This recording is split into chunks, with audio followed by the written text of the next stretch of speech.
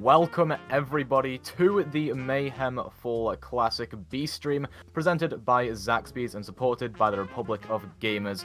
I am Toasty, one of your casters for today's first match, and I'm going to be joined by none other than Jace. Yo, hello. Excited to be here, excited to get back on the mic with you, Toasty. We've got two... I'm just so excited for this, I can barely contain it. We've got two pretty good teams here. This is the B-Stream, but nonetheless, I think we'll be maybe S tier for talent. We've got some very, very recognizable names in these two teams, and some of them have even been all the way to the top and touched the Overwatch League. So yeah, I'm really excited. Yeah, absolutely, and we'll take a look at these rosters as well. A lot of familiar names if you are at all familiar with Overwatch esports. For Uprising Academy specifically, they've got some ex-Overwatch League players like you mentioned, Stellar and QOQ, two of the main ones, and then a ton of other talent on their roster. And Altiora, perhaps going to be the underdogs for today's game with a little bit more of a less talented roster because they haven't been to Overwatch League, but they are still extremely talented. Specifically, Petal is a name that stands out to me. Yeah, Petal is just a monster on the hit stand as well. Altiora's list, yes. Let's address the elephant in the room. Uprising Academy have players from Gen G, QOQ's been to the Overwatch League. Stellar also had a decent run in Tier 1 as well, but Decod and Icy have been around since the dawn of time. They are veteran presence. Aspen has won contenders as well and been at the very top. She is a phenomenal main support too.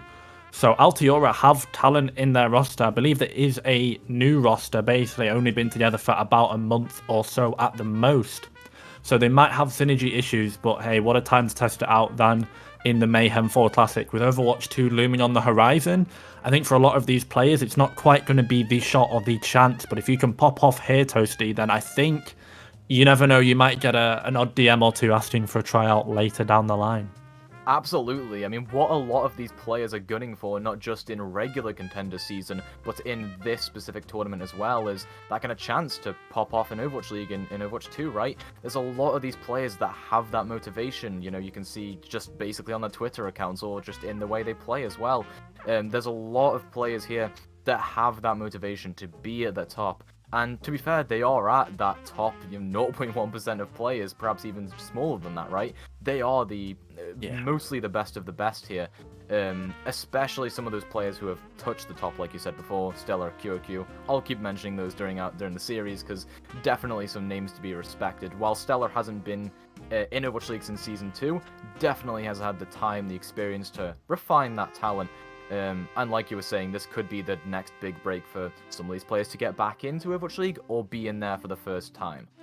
And I think as we sort of look for Overwatch 2 on the horizon for just a second, because it is a bit of a while away, I don't want to get too carried away in general. I think particularly with some of the talent in Tier 2, it really does feel like a new game, feels like a new start and a new beginning, which means that it's almost new opportunities when the game is going to shift as much as we just know that it will.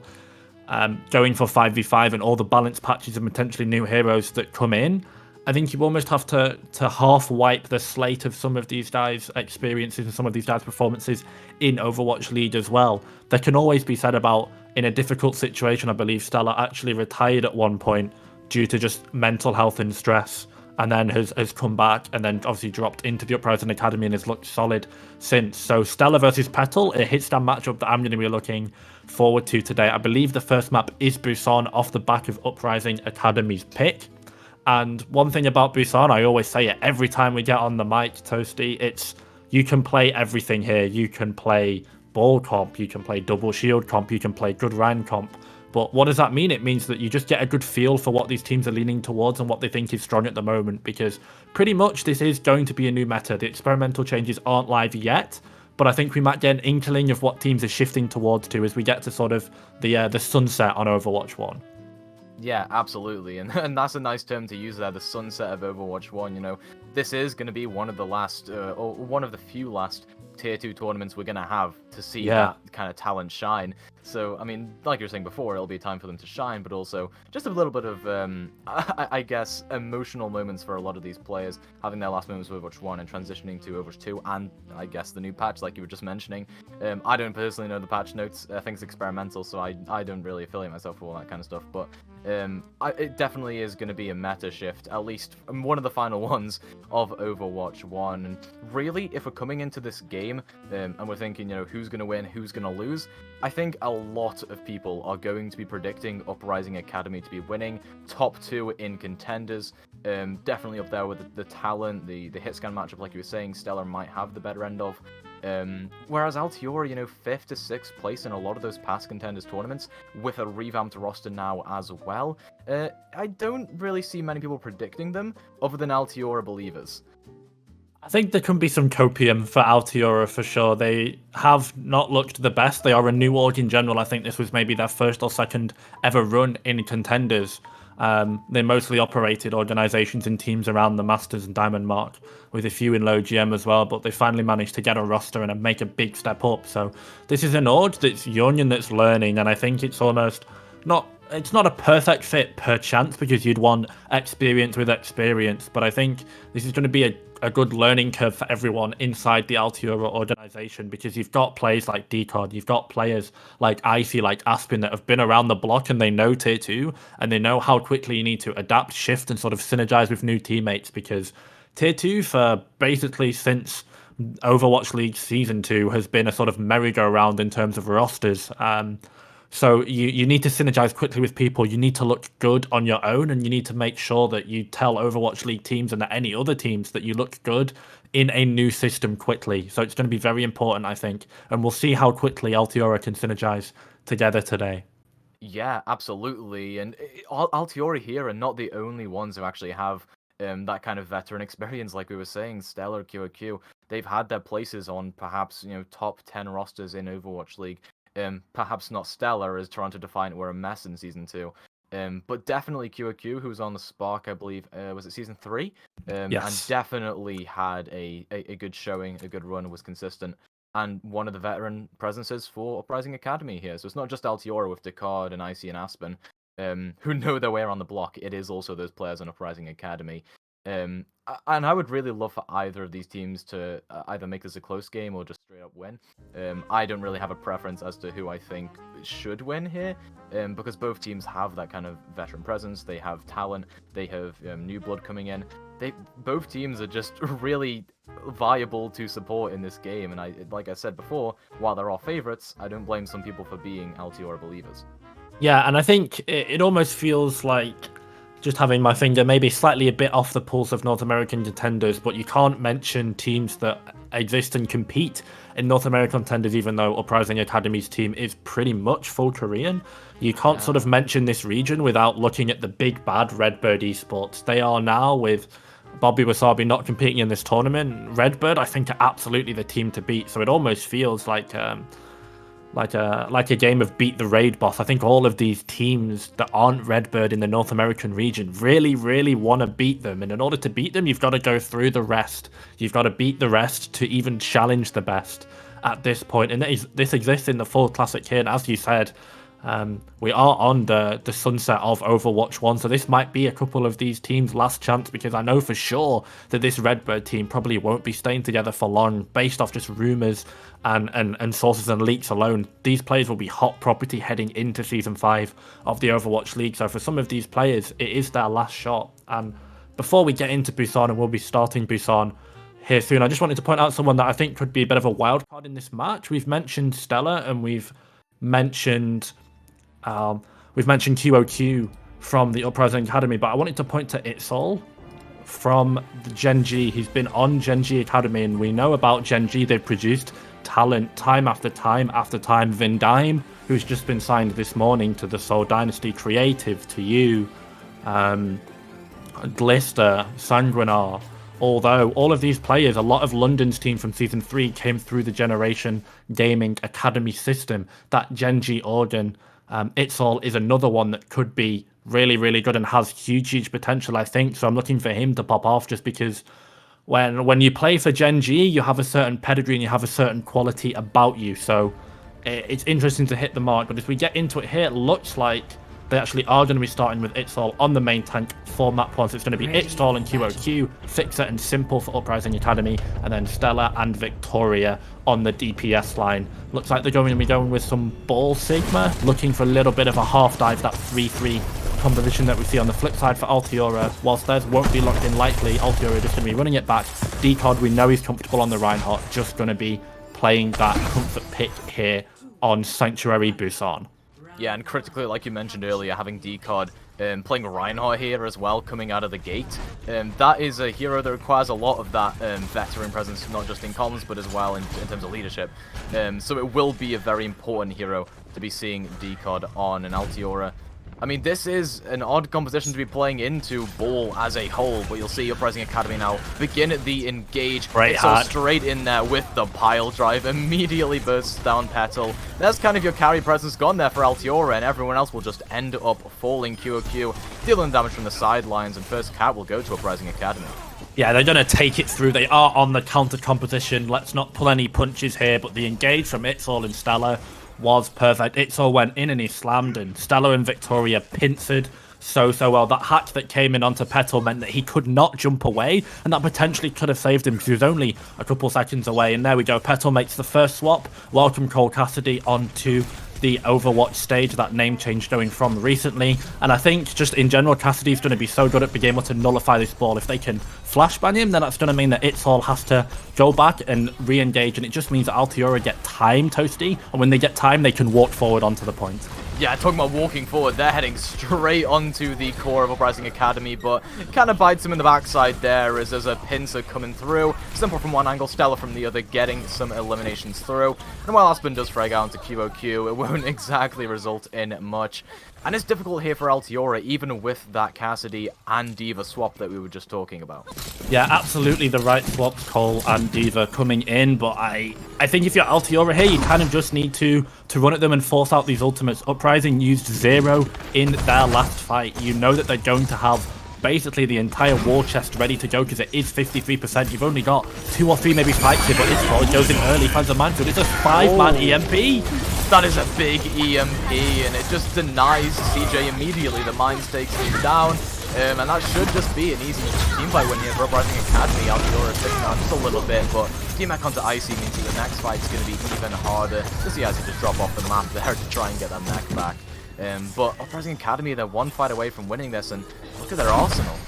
Yeah, they've got a lot of ultimates ready to go, so let's see if they can manage to win it without over-investing too much. Uprising Academy, though, QOQ's Flux is going to be massive for them in this fight because it can disable the rotation that will come in from Decod and the rest of his team. So all eyes on QOQ, but it looks like CJ going to be starting off with the window.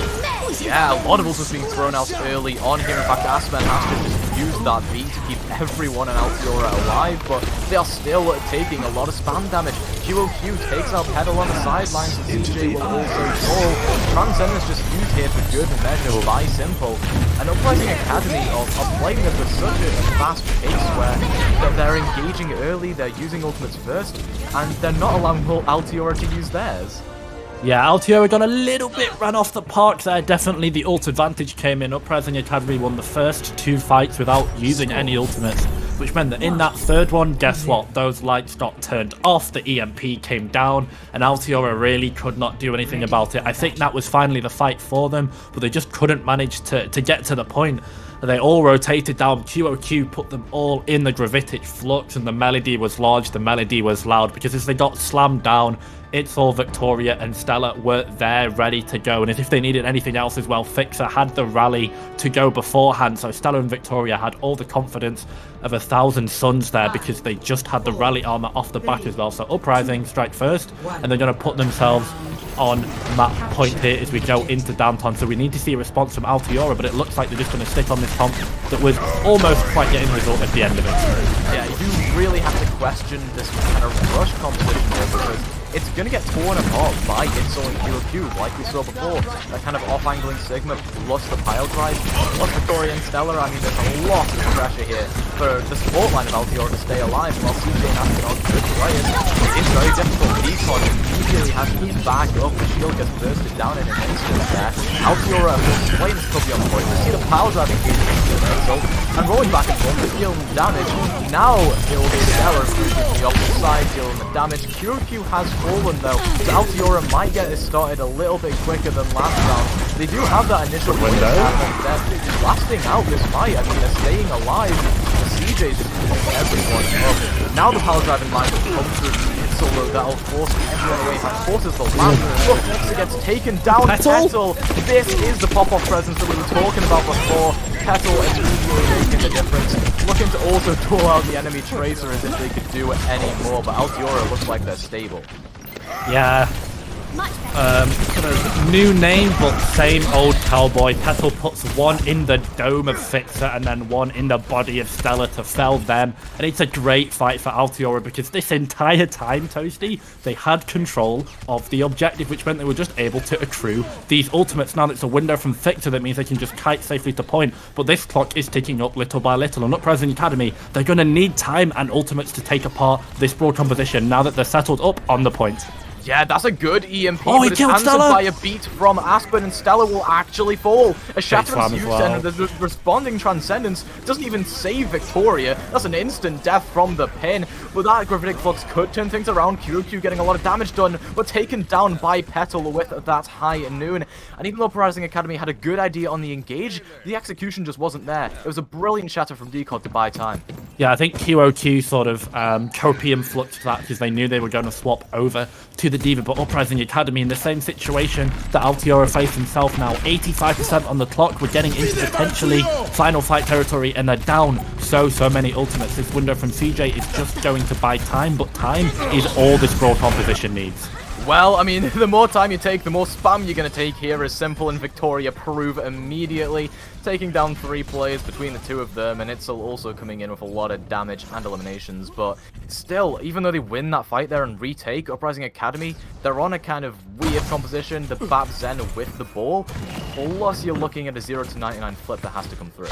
Yeah, so the Bap Zen, I think, should be the targets for this broad composition, because now there's no Sigma to rock away, there's no shield, which means that Simple can't really peek Petal as much as he would have liked to. But these mines from Itzel just going to buy a little bit more space for them, forces the lamp as well, but Itzel, no, you can't be in there, no. Oh, that is so unfortunate, and Stellar is also going to fall. It's all about taking space here now for Altiora. They're going to take some presence in the Mega Room and actually walk forward here as Petal's just hitting mad shots yet again. Altiora are taking that presence on the point, straight onto it, going to start capping it up, and where's the contest, right? This overtime wick is going to start burning down as Simple and Fixer are going to overlap the support ultimates just to get some pressure onto this point, but Stella's pulse bomb completely denied by that lamp from CJ, and Aspen's beat just keeps Altiora healthy and stable on this point. Simple's going to get taken down here, and there are actually trades. Petal's out of this fight, so you're losing a main damage source, but it's not enough here. Altiora with the target focus take out Victoria and QOQ, and it's all about forcing Itzel and Stellar off the point, which they do brilliantly there.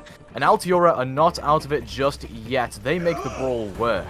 Yeah, they crawl it back, and I think more importantly for Altiora, they're going to crawl it back, and then now what's left? It's Mecha Base, a map where Brawl is so good. At the end there, that final fight, they just had too many ultimates. Uprising Academy, yes, they got the picks, but in the end, it came down to a skirmish, a scuffle on the objective, and Aiko had the Blizzard lined up and ready to go, which just meant that Uprising Academy, they had no Brig Rally, they had no Transcendence, they had no Diva Bomb, they had no Minefields, they had nothing to contest the pure brawl that was going to be happening on the objective. And in the end, their composition is not fit to brawl against Altiora's, obviously, and they fell apart because of it. But it looks like Uprising Academy just going to be sticking with Itzel on the ball. Did a great job on round 1, fell off a little bit on round 2, so let's see if the Uprising Academy can pincer, can destabilize this brawl comp on round 3, because they have to. It's match point.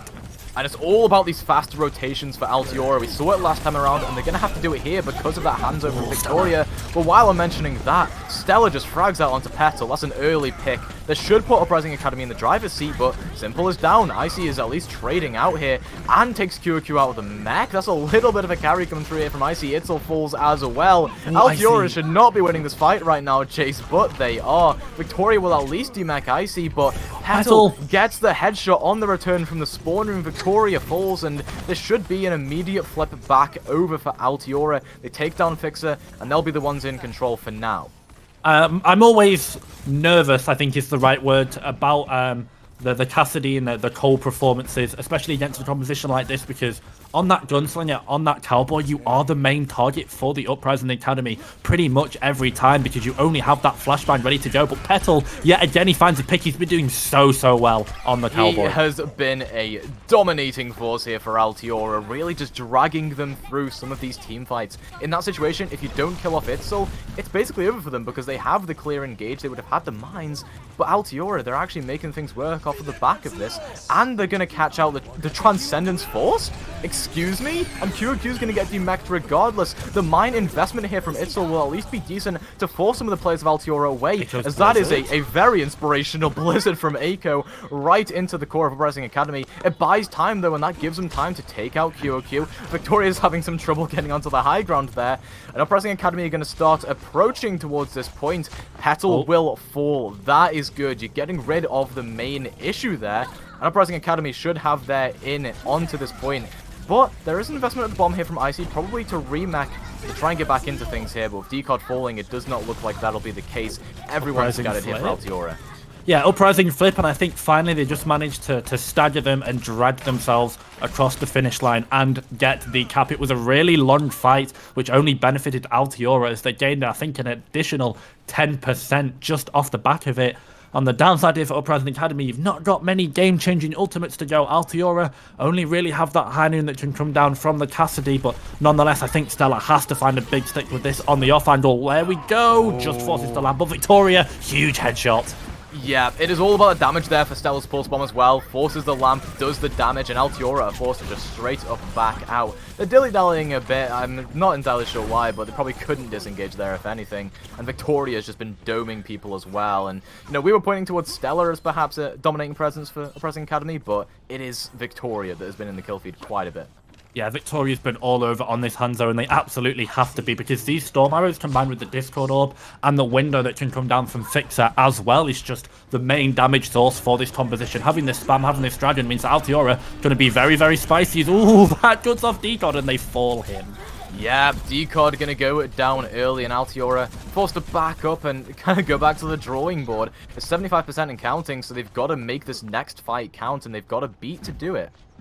They do, and I think most importantly, that Blizzard from Aiko is going to give them a little bit of breathing room and more confidence to step on the objective. They have to go quick, but not too quick, because they've got to go against Mines and the Diva Bomb. As it comes in here, does he find anyone? Doesn't quite. Yeah, I mean, there's a shatter onto the Diva there, but nothing going to be gained from that. Decod's going to a fall. And Aspen and CJ both using those ultimates to try and even things up a little bit. QQ and Stella are going to go down as Petal is looking to turn things on their account, as Aiko will end up falling to a stray Sonar Arrow, I'm assuming, from Victoria. Aspen gets a boop off the map onto Simple. This is a scrap of a fight here, as that lamp from Fika will fall, and Altiora flipped it over and won the team fight. That is clutch. Yeah, great fight from Altiora. That's so good for them. And whilst we've said Petal's name many a time, Aspen did so much work in that fight as well. 1v1 the Baptiste and put Simple off the map. So that's 1 Euro beat DJ Frog, 2 on the board. Fixer and Simple both go down to the hands of the Lucio. And what more would you need from your combat Frog in this comp? Huge value, and at the end, Altiora just get to tick up this meter little by little as they've got ultimates coming online very soon. But Petal fell so low, almost went down. Petal is still very low as well. A very tender target, but ends up taking down Itzel right as they fall. Dragon Strike will cut through Altiora, though. That separates off Decod, who could be a main target. CJ is forced to use that lamp there, but Icy on the periphery manages to take out Simple. Has that bomb for the remech as well, but Stella comes in with the two-man pulse bomb. Oh my lord, in the final moments, Uprising Academy, off the back of their DPS presence, managed to win it out here on Busan. I cannot believe that. Altiora looks like they had a chance, but Uprising Academy steal it away from them. Oh, at the 11th hour, the clock strikes midnight, and Stella gives them the glass slipper in the form of a 2k pulse bomb. What a huge pulse bomb from Stella. QOQ found a pair as well, but cometh the hour, cometh the man. Overwatch League experience. We're going to look at this pulse bomb. Huge blink stick. Finds basically the best two you could have gotten with that sticky. And oh, what a clutch from Stella. Uprising Academy, I thought they were going to lose that, Toasty. I thought that they were done for, even though they did manage to drag it all the way to 99%. I thought they just didn't have the scrap. They didn't have the potential to stick on the objective in the long fight, but they didn't need a long fight. They didn't take a long fight. Why? Stella's pulse bomb. Yeah, Stella was, not a dominating force throughout the entirety of things there. But I mean, Victoria was the other one in the kill feed for Uprising Academy, like I mentioned. But really, in the time of need, Stella was there. Stella came through with the 2k pulse bomb. If that doesn't happen, you'll be able to keep up Decod because CJ hasn't fallen. You would also have a couple other players there to maybe work with for Altiora. They were in kind of a bad position, I guess we'll put it, because they were being forced from like multiple angles. It was hard for Altiora to play.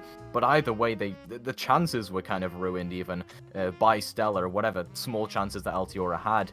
And, even winning that second map and making it look very close on the third, you can tell it was kind of a compositional difference. The outpacing from Uprising Academy's ball compositions were just too much for Altiora to keep up with, and this is why Uprising Academy were, the second best team in NA contenders for quite some time, and Altiora have been down kind of in the bottom half. We're seeing it here, that kind of out-tempo. Yeah, Uprising Academy were just... It's something that I'll have to get used to myself as this series develops. Uprising Academy was so quick with the engages. Itzel, Victoria, and Stella knew where the engage was going to happen every time. It felt like they'd drawn a line for Altiora's path towards the objective, or their path towards them, or in general, the backline each fight, because it just felt like they were playing with them on a string, because every time they hit a certain point, they turned a corner, they passed a choke. Itzel was in there with the slam, the Discord orb was applied, and Uprising Academy were just so in sync with this ball composition. And something that I always say about the ball versus the Ryan matchup is that most of the time, bar an exceptional clutch from someone like your Cassidy, for example, I think if the Ryan composition manages to win, as in win a fight and not just basically flip the objective and live, I think it's a mistake from the ball composition, because somewhere along the line, the ball hasn't slammed, the Discord orb hasn't come in, there's been no pincer from both of the DPS, for example. There's been a little bit of a lapse in target focus, because that really is the opportunity. That broad composition has to rotate every fight. We know it has to rotate every fight, and the ball composition needs to punish when it does. But luckily, or I guess skillfully for the Uprising Academy, they did it basically every time, because that front three, Itzel, Victoria, and Stella, were just superb that entire map. They brought so many opportunities for them to pop off and dismantle this broad composition. And Altiora heading into map 2, maybe have to change it up. Gotta look for a response. Yeah, and we are going to, I believe, Rialto as our second map here, which isn't the most awful thing for Brawl ever, but it isn't the most ideal map you could have for Brawl, right? If we're talking escort maps, it is probably one of the better ones. Yeah. But in other map types as well, there are hybrid maps, there are 2-speed maps that are just genuinely better for Brawl, so it could be worse, but it could be better here for Altiora. Either way, we're over onto Rialto, and genuinely, it'll be harder to play the ball here than it was on Busan, because you have a lot of open space to work with on Busan. You can get those angles set up. Rialto, not so easily. You've got a lot of corners to work around, that kind of stuff, and really you can't maneuver those pincers as easily here for Uprising Academy. If Altiora want to stick on the Brawl, this is probably the map that they're going to do it on. I think so. The only space, the only sort of rotation that I would say that they should be really wary about, and obviously they won't know this, is second point. Second point defense for the ball can be very, very scary, because you can stage yourself in all of these high grounds. You can go through the stairs on second point, and almost basically here where the attackers are spawning, this area above and around is really dangerous for ball because it's free high ground, which means that the ball can just slam the engage and then roll away through any one of these exit points. You've got an exit point on the left, exit point on the back, an exit point on the right, or even underneath if you're feeling clever. It feels like a Boeing 757. You've got so many exit points for that wrecking ball. So that's something they're going to have to be wary about if they want to stick with this broad composition. Uprising Academy, though, showing us a new dish, a new spice of flavour on this defence here. They're going to be going with the dive tanks. Little bit of a double bubble-esque composition, but QOQ is obviously on the Diva because of its mass superiority on this map. There's so much high ground. Victoria, though, are going to be pulling out the Widow. So, buy time, buy space, and let's see if Victoria can play Duck Hunt with the DPS of Altiora. Yeah, and you mentioned how it's a new spice here for Uprising Academy. The old same here, not as quite as a refined taste for Altiora. They'll be back onto that broad composition that they played the entirety of the previous map. It's the easiest to build synergy on as a roster, but it's not exactly the best in this situation. I mean, look at this. They are being spammed out from multiple angles. They have to take really careful rotations. They'll be getting up onto that high ground now, so they've at least got that opportunity to maybe rush onto a support or two, but Simple and Fixer are just out of the way. They're unable to be run onto in any way, shape, or form. Yeah, they're just all the way in the back, so I think they need to cleave the front line. But as they cleave the front line here, they just build the Nano. Simple has almost got that boost that's likely going to be applied onto Itzol, ready to go now. So both of these teams having a little bit of a staring match, and I think that's only going to benefit the defense, Toasty. Yeah, absolutely. The more time off the clock, the better here for Nano. Uprising Academy. And there's that engage you were talking about. Itzol's right in there, dealing a ton of damage. A nice anti-nade from Simple as well onto Petal, taking the Cassidy out of the fight. And Aiko's going to fall as well. No DPS presence means that it's basically a thrown-away fight here for Altiora. And that'll be just what happens. And it's so hard here for Altiora. You're dealing with with Victoria on the main angle. You're dealing with antis from Simple, Stellar, and Itzol coming in from sidelines. Yeah. It's hard. You're absolutely right. It's so difficult for them. And they get a really late stagger onto Icy as well as Victoria puts one in the head of Aiko. This Altiora team have had so much time drained off the clock, and the payload is rolling back slowly and slowly. Only 66 meters did they manage to achieve the first time. They've got to go against so many ultimates the Uprising Academy have got as well. Both those tank ultimates mean that Itzol and QOQ are going to live forever, and here we go. It's an early primal from Itzol, who's just looking to buy time because Altiora, they've got nothing to challenge it. Stella, Aspen falls, and that's the worst pick they could have imagined. It's not even a time buy at that point. It's a straight up team fight win. I mean, Itzol battered everyone around, allowed that space for Victoria and Stella to get in there and snipe from the sidelines. Really good stuff, and they chase up Aiko as well. So, it's been 2 fights, and we're almost 3 minutes down, basically, as soon as Altiora are on that point. Altiora have bone dry on ultimates. Aspen doesn't have beat yet. Simple's almost got Nano again, but this Korean dive that's come in from Uprising have been so good. That's a bomb, and how does that find Aiko? That is so unfortunate. You would expect yourself to be safe in that position, but QOQ a little bit too many steps ahead there for Aiko's brain to comprehend.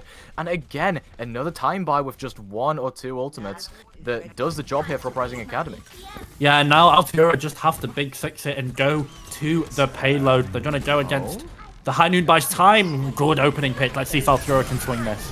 Yeah, but that is a pull bomb from Stella that deals a ton of damage, and Itzol's right in there with a nano boost. QOQ's going to get 2 kills, but it's going to get trade out here. In fact, in dividends here for Altiora. So many kills coming through from that Blizzard. Aiko clutching up for them, but Stella is still here, still ever present.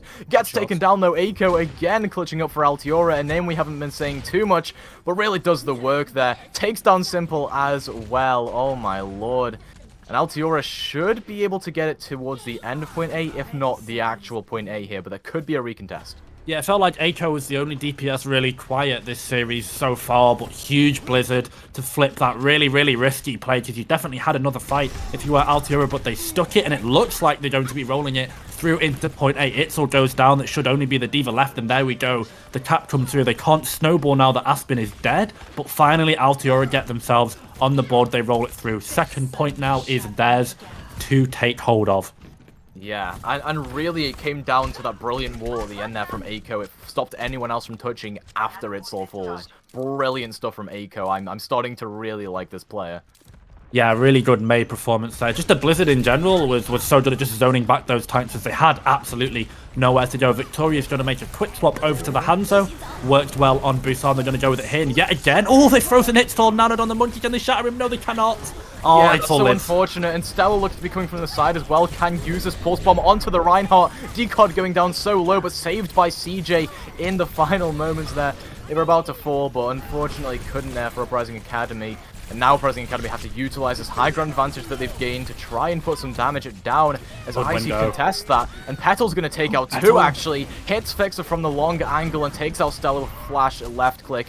Good stuff coming through there. And even though CJ falls, it is still Altiora in the driver's seat. They're going to push this payload straight through, in fact, forcing QOQ off of the point. Oh, that is a Chad play.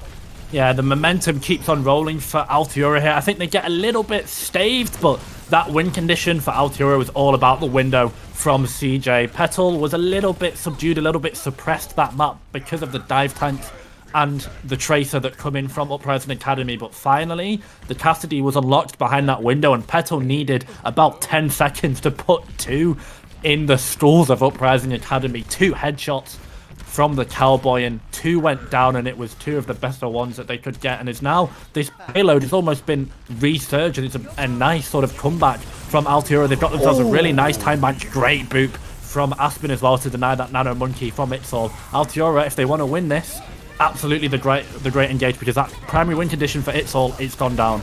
Yeah, Itzel can no longer stay alive as much as they would like to, and Simple falls. A great rotation from Altiora, but that Dragon Strike is actually separating them off a little bit. Petal's going to fall, but everyone else is going down here for Uprising Academy, despite some decent ultimate usage. They invested a lot into that fight, but it ended up going a little bit south for them.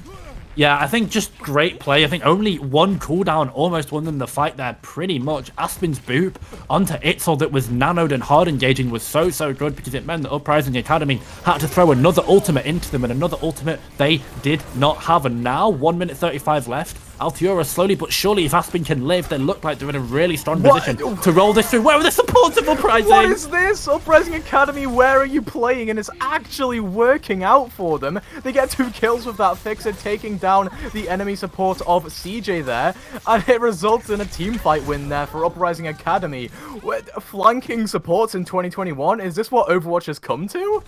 I don't know, it's what Overwatch could be as we head into 5v5. Fixer and Simple getting reps for 5v5, I guess. It was a crazy flank for them. I think it only worked because both of them went together. Cue the XQC quote about apes together strong all the way back in the day. That's a throwback, but the flank worked, and it meant that Altiora now had the momentum killed, because once again, this broad composition that comes in have to rotate into them, and with 45 seconds left on the clock, they have to do it bone dry, no ultimates. They're probably going to get the shatter from Decod, but I don't think that's one that you can really build a fight plan around. And this is an aspirational rotation. I mean, look at this from Altiora all the way around the sides, wrapping around, but they eat up the Dragon Strike from Victoria, and the Pulse Bomb gains nothing. A nice anti from Simple, but it doesn't actually get any value before that lamp has gone down. Now it'll be a ton of damage coming into the Altiora core, and look at that. It is a massacre in the side room for Uprising Academy. A team kill, in fact, as the bell rings out. And that should be it. Altiora will have maybe Aspen or Icy touching this point, but I doubt even that will happen. I mean, look at this nano boost early on onto Itzel, prevents anyone from touching, and that is a very good hold there on 3rd point from Uprising Academy. Yeah, really nice hold, in particular those last 2 fights. Uprising Academy, I'm not quite sure they had to send it in that penultimate fight as hard as they did, Toasty, but nonetheless, they flipped it and they went for it. Huge flank from the supports. And on that second fight, I thought, just looking at it from a base level, Altiora were all in a small room, and I thought maybe this is the time they can do it. This is the time that they can take the brawl to Uprising Academy. A dive composition funneled themselves into a tight room against a Reinhardt composition, and they won off the back of a huge anti-nade from Simple. They got effectively killboxed. It felt like sort of you were trapped in here with me sort of moment. The big Uno reverse card that came in from Uprising Academy, because that rally that came in from Fixer meant they were oh so healthy, and they sort of just got cornered, squared. They were backed against the wall were Altiora, and it just meant that Victoria and Stella got to work, and got to work they did. So the win condition for Uprising Academy now, it's simple. It's the Zenyatta of simple, but it's also quite straightforward. I didn't mean to overlap Yeah. there. That was not an intended pun. Apologies, chat. That was awful. But it really is basic. They just need to finish the map. And honestly, so far, Altiora, I think I don't want to criticize them too much because I think they've done quite well considering like they're going up against a team of honestly Korean players, and dive is a core. It feels like a tradition amongst Korean players at this point. Altiora going to be looking to go with the first hold there, so the objective here is not to win, not to full hold, it's just to buy time. Yeah, and this is what you need to do if you're Altiora. You want the best chances on the least points, because that's what it's going to come down to. Uprising, in fact, are mirroring the brawl this time around, so both Maywalls will come through. Chaos just ensuing here, as Decod has to have that lamp used on them to keep them up, and even then, another freeze comes through, and Decod just overextending ever so slightly into the core of Uprising Academy. That went south for Altiora there, and it was all down to Stellar and Victoria. Brilliant freezes and brilliant damage coming through from that Symmetra. Yeah, Altiora now do get the opportunity to counter swap if they need. Petal's going to make the right adjustment over to that Symmetra, but in the end there, it was a compositional difference. Yet again, Victoria's damage was backloaded. What does that mean? It means the longer the fight goes on, the more deadly that Symmetra gets. And they managed to trade cooldowns enough whereby the Sin just went for... So Uprising Academy put themselves in a great position here. As Altiora, they don't waste time, they go straight to the field, and they've got their eyes on that May of Stellar. Yeah, it might bite Icy in the backside, though, taking a ton of spam, but it is actually going to be Victoria that falls first. So Altiora at least have a chance in this fight, but not while CJ and Icy are falling like that. Itzel will end up getting traded, but I think it is Uprising Academy in the... I mean, yeah, that is a good slam, but what does it achieve? Where's the follow-up, right? There's not enough Altiora players there, in my opinion, at least, as Decod's slowly going to fall lower and lower. Simple, keeping Uprising Academy healthy and safe. And that should be a 0.8 cap unless it's a recontest, but yeah. I just realised Simple managed to flank again there, by the way. On that high ground above second point, that whole time, that Baptiste was away from the team on the high ground, trying to pincer himself. The Baptiste off-handling, not something you see every day of the week. I guess they have to send it, but they send it a little bit too hard and they lose Icy's mech because of it. Yeah, and that'll be a bomb that comes through, but nothing gained. Instead, Fixer is just going to go hard in with that beat engage, trying to get some frontline presence and forcing players off of the point here for Altiora. It is all about just getting everyone off of the point here. And Deco's going to get frozen up as well as Aiko there, so a lot of damage, but Stella's going to be the one to fall instead. Again, it's Petal from that sideline, in fact, a creative TP to dump in the damage, forcing Uprising Academy backwards. And I'll take a moment to just stabilize, but it's a shatter coming through there from Decod. Yeah, like you say, it is big. Tons of CCD coming through there onto Itzel. And a nice stabilization from Altiora in basically the final moments of point A. I didn't even think they'd be able to recontest that. Didn't. I thought Icy's bomb was too little, too late, but hey, trust the veteran presence. That bomb came in. It just got them off a payload for a second, which meant that Decod allowed to step home with the lamp that came down from CJ. And from there, they just took a normal fight. Aspen beated right at the start of that fight, if I believe, and she's already on 64%. So huge Lucio aura just to keep them all sustained and healthy. And it just meant that they could clutch. Interesting rotation here from Uprising Academy. I think, Tosi, they're just looking to force point with that Mayo. Yep, there we go. They found Decod. Yeah, and Icy was just not in position for the E there, couldn't off-angle in time. And both Blizzards, in fact, invested as Aiko tries to maybe equalize a little bit, as Itzel is on such low HP, might even choose to drop the Shatter just in panic, but Decod gets taken down, and now the slam will come through. CJ's gonna go straight down, face-planting into the floor. Victoria, Itzel are doing the rest of the cleanup work here for Uprising Academy. They'll get this point a cap as soon as they get the cleanup.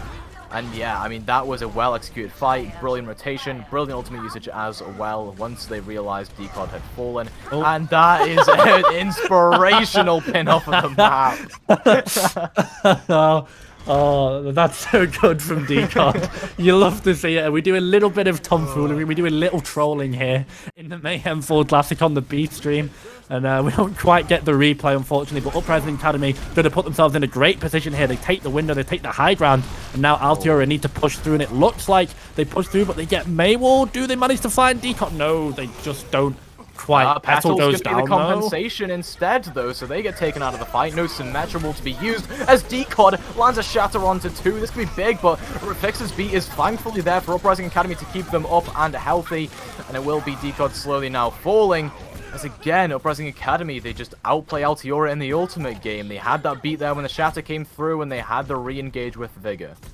Yeah, Uprising Academy there, I just think the defensive ultimates meant they were a bit too tanky, a bit too sustained. Altiora could not mirror that. High ground rotation bought them Petal, and from there it's one of the best picks they could get. Now the Sim War comes in yet again, so it just looks like I have no idea what I'm looking at. So much clutter in the map on the kill feed, probably any second now. Isildur gets so pressured. Does he manage to fall? No, he doesn't. He's on 300 HP. There's a TP there. I thought they were going to go for a TP play, but it's just a neutral Shatter that gets 3 down to the ground, but it's a retaliation now, actually. A stun there onto Isil to prevent that follow-up, but Decod will end up falling regardless, and 0.01 meters away means that Altiora, they cannot stay on that enough. Uprising Academy just keep on barreling forward here. That was a hectic team fight, but they still knew what they were doing in the middle of it. They had everything they needed, and they used it in the perfect way. Yeah, they've got to look after their Symmetra better, because they absolutely, Petal absolutely has to be the win condition late into this fight. These fights are going late. Petal's made the swap over, pulling out the J Silly. I don't mind it, because as I said, Petal's just not been peeled for, not been able to stay alive in these last 2 fights, and it's cost Altiora dearly because of it. They're going to freeze up Decod though. That's 2 down, and this payload is rolling closer and closer to the destination. It's a prayer with a beat from Aspen. The time has to be now for Altiora Toasty, because otherwise it's going to be a 2-0. It's all last-ditch efforts here as that Blizzard goes completely wide. Actually, it does manage to catch QOQ, demechs them in fact, so it's at least decent here as that bomb into the bag actually just to remech from QOQ. But the lamp is gone here for Simple, so there's some opportunity for Altiora to get back into this, but Itzel can drop this Shatter. The shield is down. They're going to retaliate, take out 3 down. There, and that should be it here. Uprising Academy just keep on barreling forward. They'll get this to the golden check box of victory. And Uprising Academy take a solid 2-0 victory over Altiora. Perhaps not an upset by any means, but Altiora put up a brilliant fight in that. Uprising Academy, though, come out on top. They'll be advancing, while Altiora is down to that loser's bracket now. Yeah, Uprising Academy just a bit too clean in that broad composition. I think just a synergy in general. The broad composition actually surprised me. I didn't think that in general it's almost quite a little bit of an East versus West thing. I think West and Eastern teams have often at times struggled with Reinhardt-based compositions and Brawl in general. They just much prefer these dive compositions. But Uprising Academy said, you know what, it's best on this map. We're going to pull it out and we're going to match it. There were some excellent rotations with the Symmetra that came out. The walls from Stella, so good. We know that he can play Mei, and the Mei walls and the Blizzards, most importantly, were just they got Decod basically every time. And if they didn't manage to get Decod, what did they do? They forced Decod and Icy off the high ground, and from there they managed to convert a pick into Petal in 2 out of these 4 fights that Stella managed to use that Blizzard. So really solid play from Uprising Academy. They take it 2-0. They looked solid on basically every composition they played, but we should expect that from a contenders team. I guess they've got such an innate synergy between them. I'm really excited. I'm really happy with how they played. And in general, I think if you're Altiora, though, you can't be too disappointed with it. Times they Uprising Academy looked beatable. I think Altiora looked really good. So I don't know. What do you think Altiora can do as they move into the lowest bracket? I genuinely think it's all about, like you said, keeping Petal just pocketed, essentially, right? There were a lot of moments there where Petal would end up falling first, and when that player goes down, well, he's the carry potential, he's the pop-off potential. Sure, Aiko had his moments. Sure, every other member of Altiora, in fact, had their moments, but that's all they were, moments, whereas Petal was putting up that consistent performance that you need from Altiora. And you can't entirely blame it on Petal, because like we saw a couple of times on Rialto, there were those interesting TP players coming through from Petal, perhaps off-angling a little bit too much, maybe not playing with Decod and pressuring that front line as much as they should have. But either way, I mean, Uprising Academy dismantled Altiora's Brawl composition perfectly. Even when they matched them on that Brawl composition, you can't even blame it on a compositional difference at that point, right? It is just Uprising Academy outpacing Altiora. It is just skill-based. And that was a brilliant win where Uprising Academy now, they're moving ahead further on into the winner's bracket.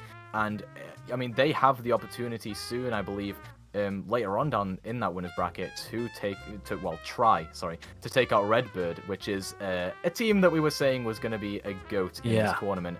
And I mean, Uprising will have that opportunity. Altiora maybe will if they can make a loser's bracket run. It's going to be difficult for them, but like I say, they've just got to improve on those little things and keeping Petal alive. Absolutely. I think Petal shown that if they give Petal space, I can absolutely pop off. And it wasn't just the Petal show for Altiora. I think Icy quietly had a pretty decent game. There were fights where the Baptiste stayed alive for way too long, decod, when there were times where he wasn't getting just perma-frozen. Uprising Academy really had it in for that Norwegian main tank of Altiora, but Icy did a good enough job, as I think he technically could have done, at covering. And we saw glimpses, we saw moments from this Altiora organization when they gave the window to Petal, when they gave time, when there was space for that Cassidy. There was so many pop-off moments. I think we had a moment on Busan downtown where they were losing the fight, but the cowboy of Petal managed to be unlocked for 10 seconds. He was free. There was no one on Uprising looked at him, and what happened? He put 2 in the skulls of the Uprising Academy squishies. Both supports went down, or I think he got a support and a DPS, and it meant that Altiora won the fight because of it. So glimpses, moments, copium for Altiora for sure, but I think that's going to be it for us. Yep. And we will throw it to... I think the stream's still going on. Yeah. There we go. We're just changing over the match graphics. So the next match is going to be with you. Any second, you're going to have a new pair of casters. That's going to be it. My name's Jace. You can follow me on Twitter down there at JacePT_. Thank you so much to Wisey. I'm so happy to be doing this, and I'll throw it to my play-by-play as he signs off and introduces the next casters and the next game. Yeah, exactly. We'll see you soon.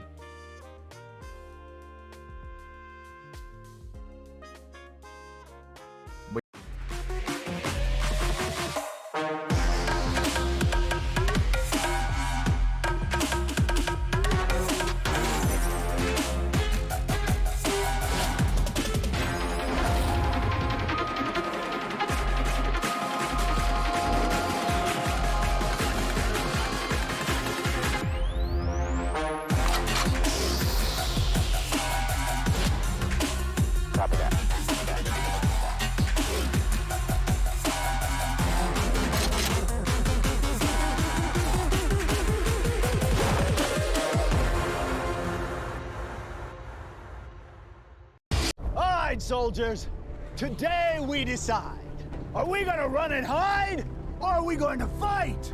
They think it's over. Well, they got another thing coming. Because today, we're going big!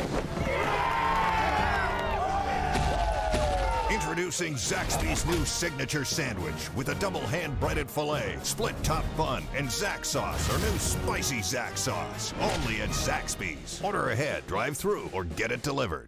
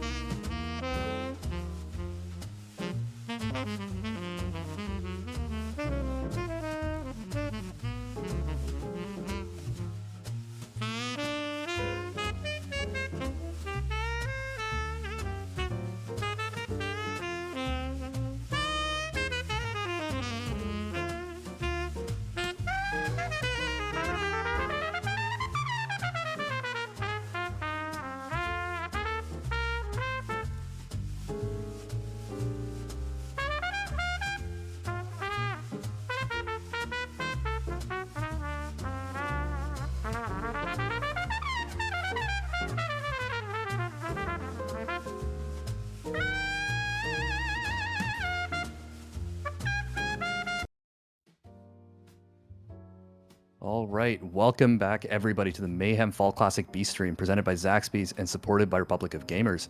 I'm Blank, and one of your casters for today's first match, and joined by the one and only Hot Dog Overwatch. How you doing, Hot Dog? Doing all right. How about yourself, man? Not so bad. Got some bangers on deck in the past hour already. We've already had what what some may consider a bit of an upset. So I'm pretty jazzed for this coming match and pretty much the rest of this tournament today. Yeah, I think a lot of people were expecting, the British Hurricane to kind of get past, not be in the losers bracket here so early. With such a dominant performance in EU contenders, or just definitely a fixture of just the tier 2 scene. It's definitely going to be interesting to see what they can do here in this losers bracket and see if they can make it all the way back to the finals here. For sure. And I mean, it's a really strong showing from Solaris as well. Like, definitely not to discount their play. Oh, yeah, holding British definitely. Hurricane there. Yeah, on Blizzard World, on first point, essentially. And that was, British Hurricanes. No, it was Solaris' map pick. That's my mistake. But regardless, it's a really tough showing at the start of this tournament here. But of course, British Hurricane poised to make a strong lower bracket run here, given their sort of pedigree, given their history, and the caliber of players on this roster. Definitely. And yeah, it looks we got a quick pick at the bracket here. And yeah, Redbird Esports, believe it or not, we're able to make it to the first win there. Solaris is going to play in the next. And yeah, British Uprising, nice. There's actually some good matchups here on the streams. Absolutely. But of course, on the other side, we can't discount Drifters, who, I mean, huge props to this team, first of all, for kind of joining in a bit last minute here, being invited, being huge, good sports, and coming on board here. Of course, facing Redbird Esports is a pretty tough welcome to any tournament. Redbird, of course, being sort of, the big bad, the team to take down, and kind of given Redbird's strength and their impressive showing so far, I don't think a lot of people were surprised to see them take an early W on the board. But Drifters as well, not to be counted out. I've got some solid players on this roster, some fixtures of EU contenders as well, such as A&J on that support role, Dynasty as well. So some strong players here. It's I think we're far from being able to just claim that BH are just going to walk away with a quick and easy sweep. I think Drifters can definitely give them a bit of a run for their money here potentially. Yeah, no, I think you're definitely right. I mean, again, they're kind of a kind of towards the bottom of the seeds here, so I think a little bit of an underdog is pretty fair to say. But I think, yeah, they definitely have a shot at kind of winning here. Just got to figure out what Hurricane's going to do and just figure out a good strategy against that. Just boils down to that, right?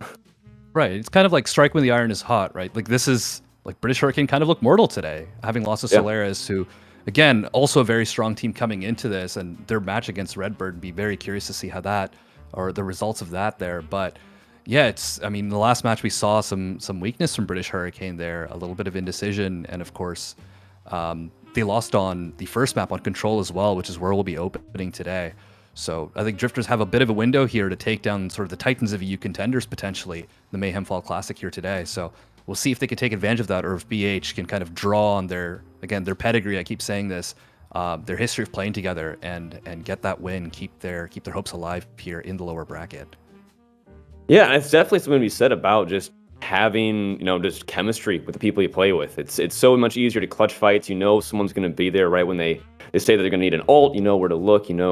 What's going to happen each fight as the fight plays out. Their habits. It really comes down to how well do you play together to a certain degree. Again, obviously, strategy makes a big part of that. But if you're doing mirror comps, and it really comes down to mechanical difference and just those individual team plays, I think British Hurricane might have.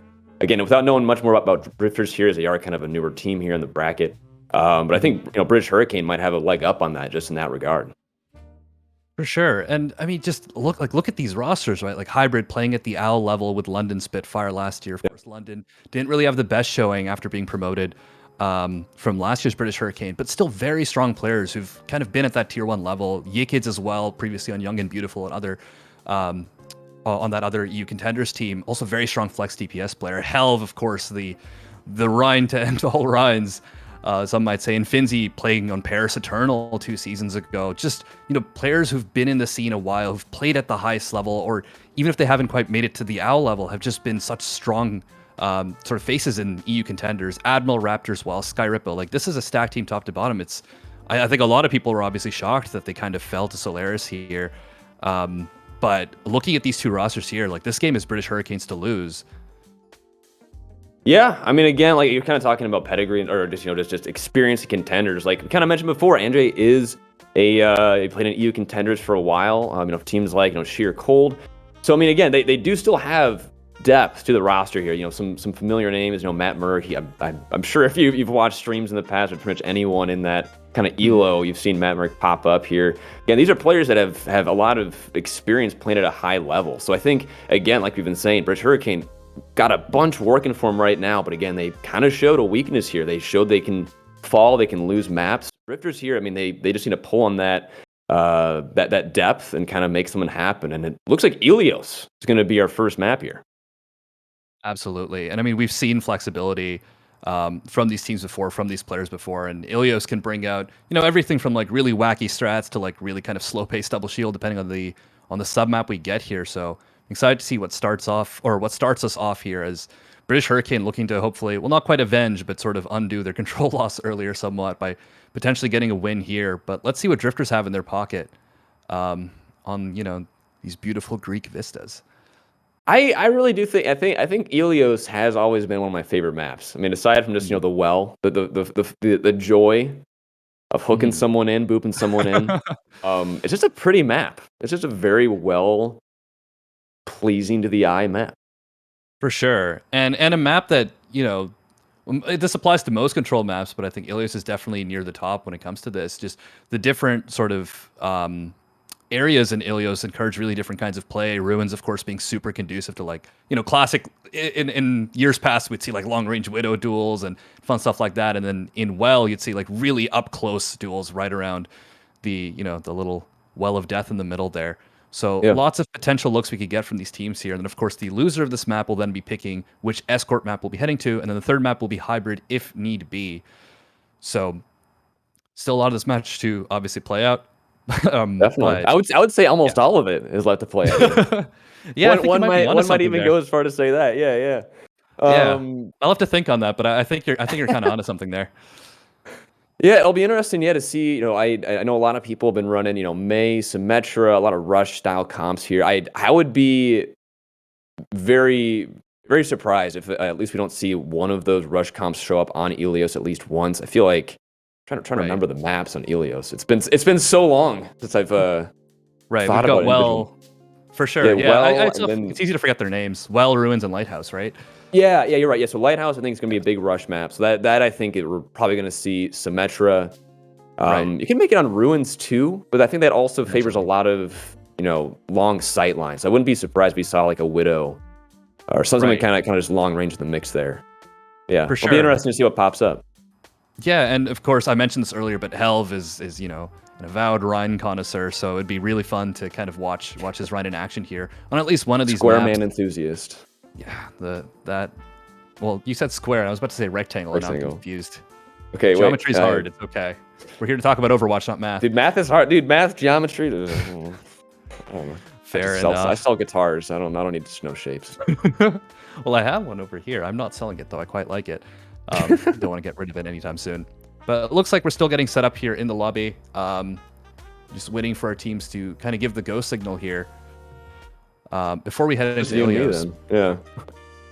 Yeah.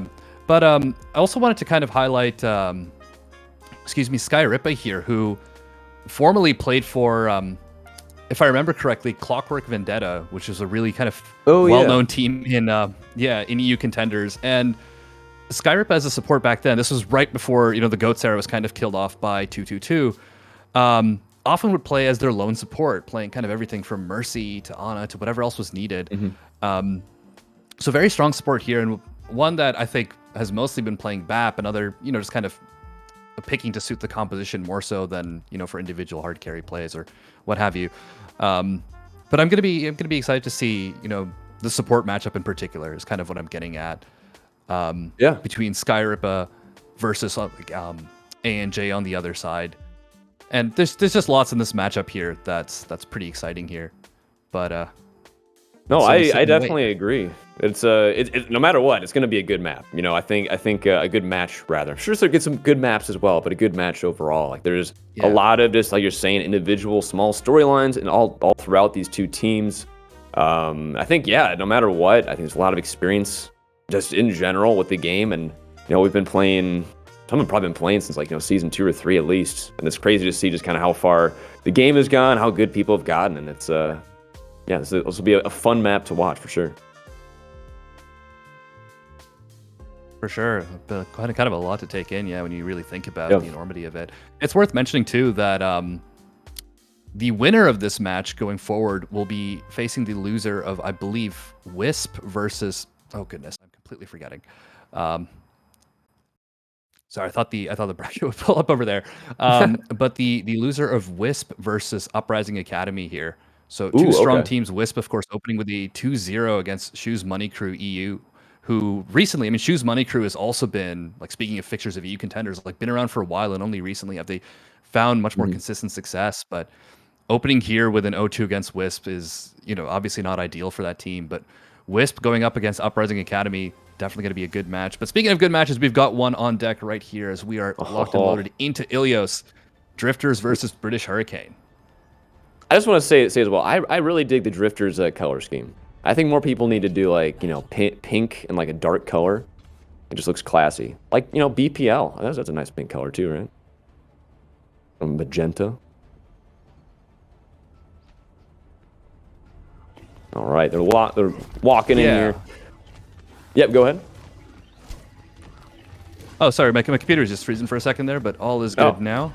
Just a no worries. Wee bit of technical mishaps, but here we go. Opening on the side of British Hurricane is Helve on that Winston, as Hybrid will teleport them out of point. And yeah, we've got a pretty solid dive matchup in the works here, Hot Dog. Yeah, both teams are electing just to just try and get in the back line, just do a bunch of damage, find one pick, and then just kind of move on from that. Both teams are also going with the mirror matchup with the DPS. British Hurricane a little bit more so, trying to get a bunch of damage in from all sides. And as I say that, a little scrappy fight is just kind of breaking out there, and Helve able to find a pick on the Zen as well as 2 other picks on the side of Drifters. And it seems like a quick first fight win here for the Drifters here. Yeah, great sort of isolation there in that little high ground from British Hurricane, as they're just kind of able to kind of get the first few picks and snowball there. And we're kind of seeing the difference or slight difference, I should say, in philosophies here, with Helve on the Winston, Macmerk running the ball. So Helve there in that little confined area, able to get a ton of cleave damage and help kind of soften up those targets for the rest of his team to finish off. And now British Hurricane 13% on the board. Hybrid's looking for a pulse bomb here. If he can get a little bit more percentage, he will be able to get a fat one. British Hurricane trying to engage here and get a pick, and Chopper able to get the Ana. It's actually huge, but it doesn't matter. It's the DPS on the side of Drifters, popping off, getting 2 picks, 3 picks on the side of Drifters, and now just, again, another cleanup here on the side of Drifters. They are locking this down really well. A really great pulse bomb there from Hybrid. Kind of picked ANJ's pocket there a little bit, just blinking right past the brig, getting the pulse bomb stick. And again, it was Helve kind of setting up that play. It's like Drifters are trying to rotate through these narrow areas, and Helve's just kind of being the bouncer, being the gatekeeper. And Hybrid's kind of tag teaming with the Winston to help take out these targets. Here's another dive here, straight on the Zen of Moser. Almost goes down, and there's the kill. Oh, man.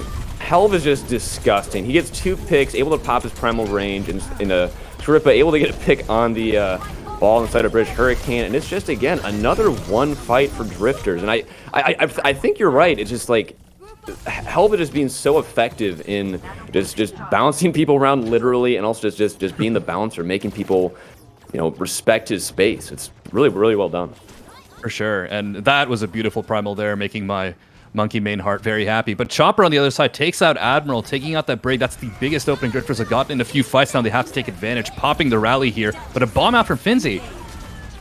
That's unlucky. Finzi able to get a pick on Dynasty. British Hurricane, that was like the one kind of opportunity they had, I think, to kind of get on this point. They need to play this really well. It looks like Moser has a Trank online here, and they are able to kind of eke out a victory, able to demech the Diva. Equid's just trying to survive from that bomb, able to kind of find the escape route. Just, again, trying to find these picks, trying to make something happen here. British Hurricane staying alive, and finally I think they're able to kind of get the distance they need. But as I say, that Hybrid gets another pick on the Zen. They could try and maybe recontest this here quickly, and the Dynasty actually quick duplicate to stay alive, and they might have been able to kind of close out this fight here. That's definitely the case here as the bomb goes out, the duplicate bomb, I should say, but that was so costly from the side of Drifters in terms of ults. They pretty much threw everything at that. The Choppers, of course, built up to pretty much another pulse bomb here. Dynasty, 1 HP in a dream, taken out by Helve, and looks like British Hurricane have already taken the fast fight back on point, 99%, and overtime is burning.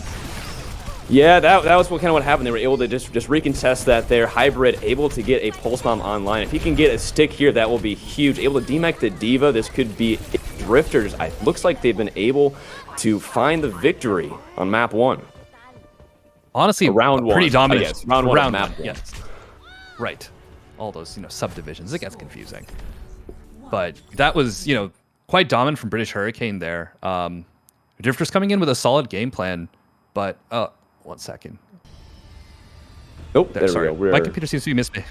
Yes, my computer is misbehaving. Oh, we were totally also just completely got the teams mixed up the entire time. That was my bad. My brain was reading the version. That is my bad. So yeah, British Hurricane were able to find the victory on that round. Been swapped up there. We are on the same page now. Yes, so I was mentioning, I think my computer froze for a second there, of all days. But at the end there, Drifters, there was a bit of panic, right? They were just kind of throwing every ult possible. Granted, it's a 99% scenario. You have to win that fight regardless. But that basically bled 6 ults drive for them, and British Hurricane able to take a fast fight back. Coming out here, they've now switched over to the Sombra here from Dynasty. So Tracer Sombra setup, and Hybrid's on that Widow like we talked about here on Ruins. Let's see if that Sniper can get any value here. Yeah, Matt Murray just kind of going around trying to get some sort of just a pick here, just trying to get in the back line. And Chopper putting some pressure on as well, looking for some sort of pick. Looks like he was able to get spotted out by the D.Va. And yeah, just trying to find an opening here. And Chopper just absolutely destroyed Skaripa there. A great clip. Looks like Drifter's able to get the first fight here, potentially. Yeah, the Discord does wonders there. Drifters, like you said, grabbing first cap here, and this is huge for them, right? It felt like for all of Lighthouse, British Hurricane are in the driver's seat after that first cap, as is, as control goes. But here, a great early pick there on the Zen means that they're just kind of able to set up here, take the point. And now Hybrid will switch over to the Ashe here and Helve on the ball as well. So we've got a ball mirror on our hands as Drifters now 20% and counting. Yeah, and this is a good spot for Drifters to be here. They just need to let British Hurricane try and engage on them and just keep on putting pressure where they can. And Chopper gets a pick as well as Mosier on Hybrid falls. I mean, it looks like it's another reset here for British Hurricane. But as I say that, no, Admiral gets a pick as well as Squids there, or Equids. And it looks like it's an even fight. Equids, man, dude, it's rough in these streets. Trying to get back to the point here. British Hurricane again looking like they're just going to want to take this fight here and hopefully get some percentage on the board.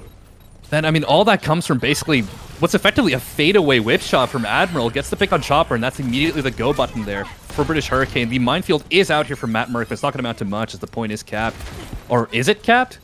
No, they're still going for the cleanup here. Skyripper does take out his counterpart there on the other side in Moser, and now the point is capped.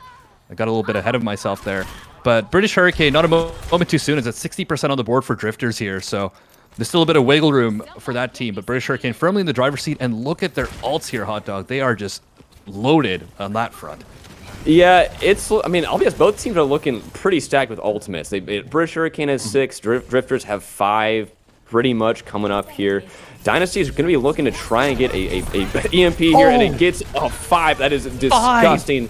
Shove able to get the Tracer as well, and it looks like a 1 fight here for Drifters with that gigantic EMP. But as I say, that Hybrid gets a pick as well as Finzi with a remake kill rather, and British Hurricane invests the Trank as well. And then it looks like another 1 fight for British Hurricane, able to get potentially matching Drifters' ult percentage there, or round percentage rather, after this fight. For sure. Yeah, that looked so good there for Drifters. The setup was incredible. The EMP was huge, but British Hurricane, through sheer force of will and some ultimates, able to kind of withstand the initial hack. Admiral pops the rally, and they're able to kind of withstand the rest of it. But Chopper takes out his counterpart, and there's a bomb out. Oh, Bob, excuse me, from Hybrid. Yeah, that's 2 quick picks to the side of Hybrid. That was just gross.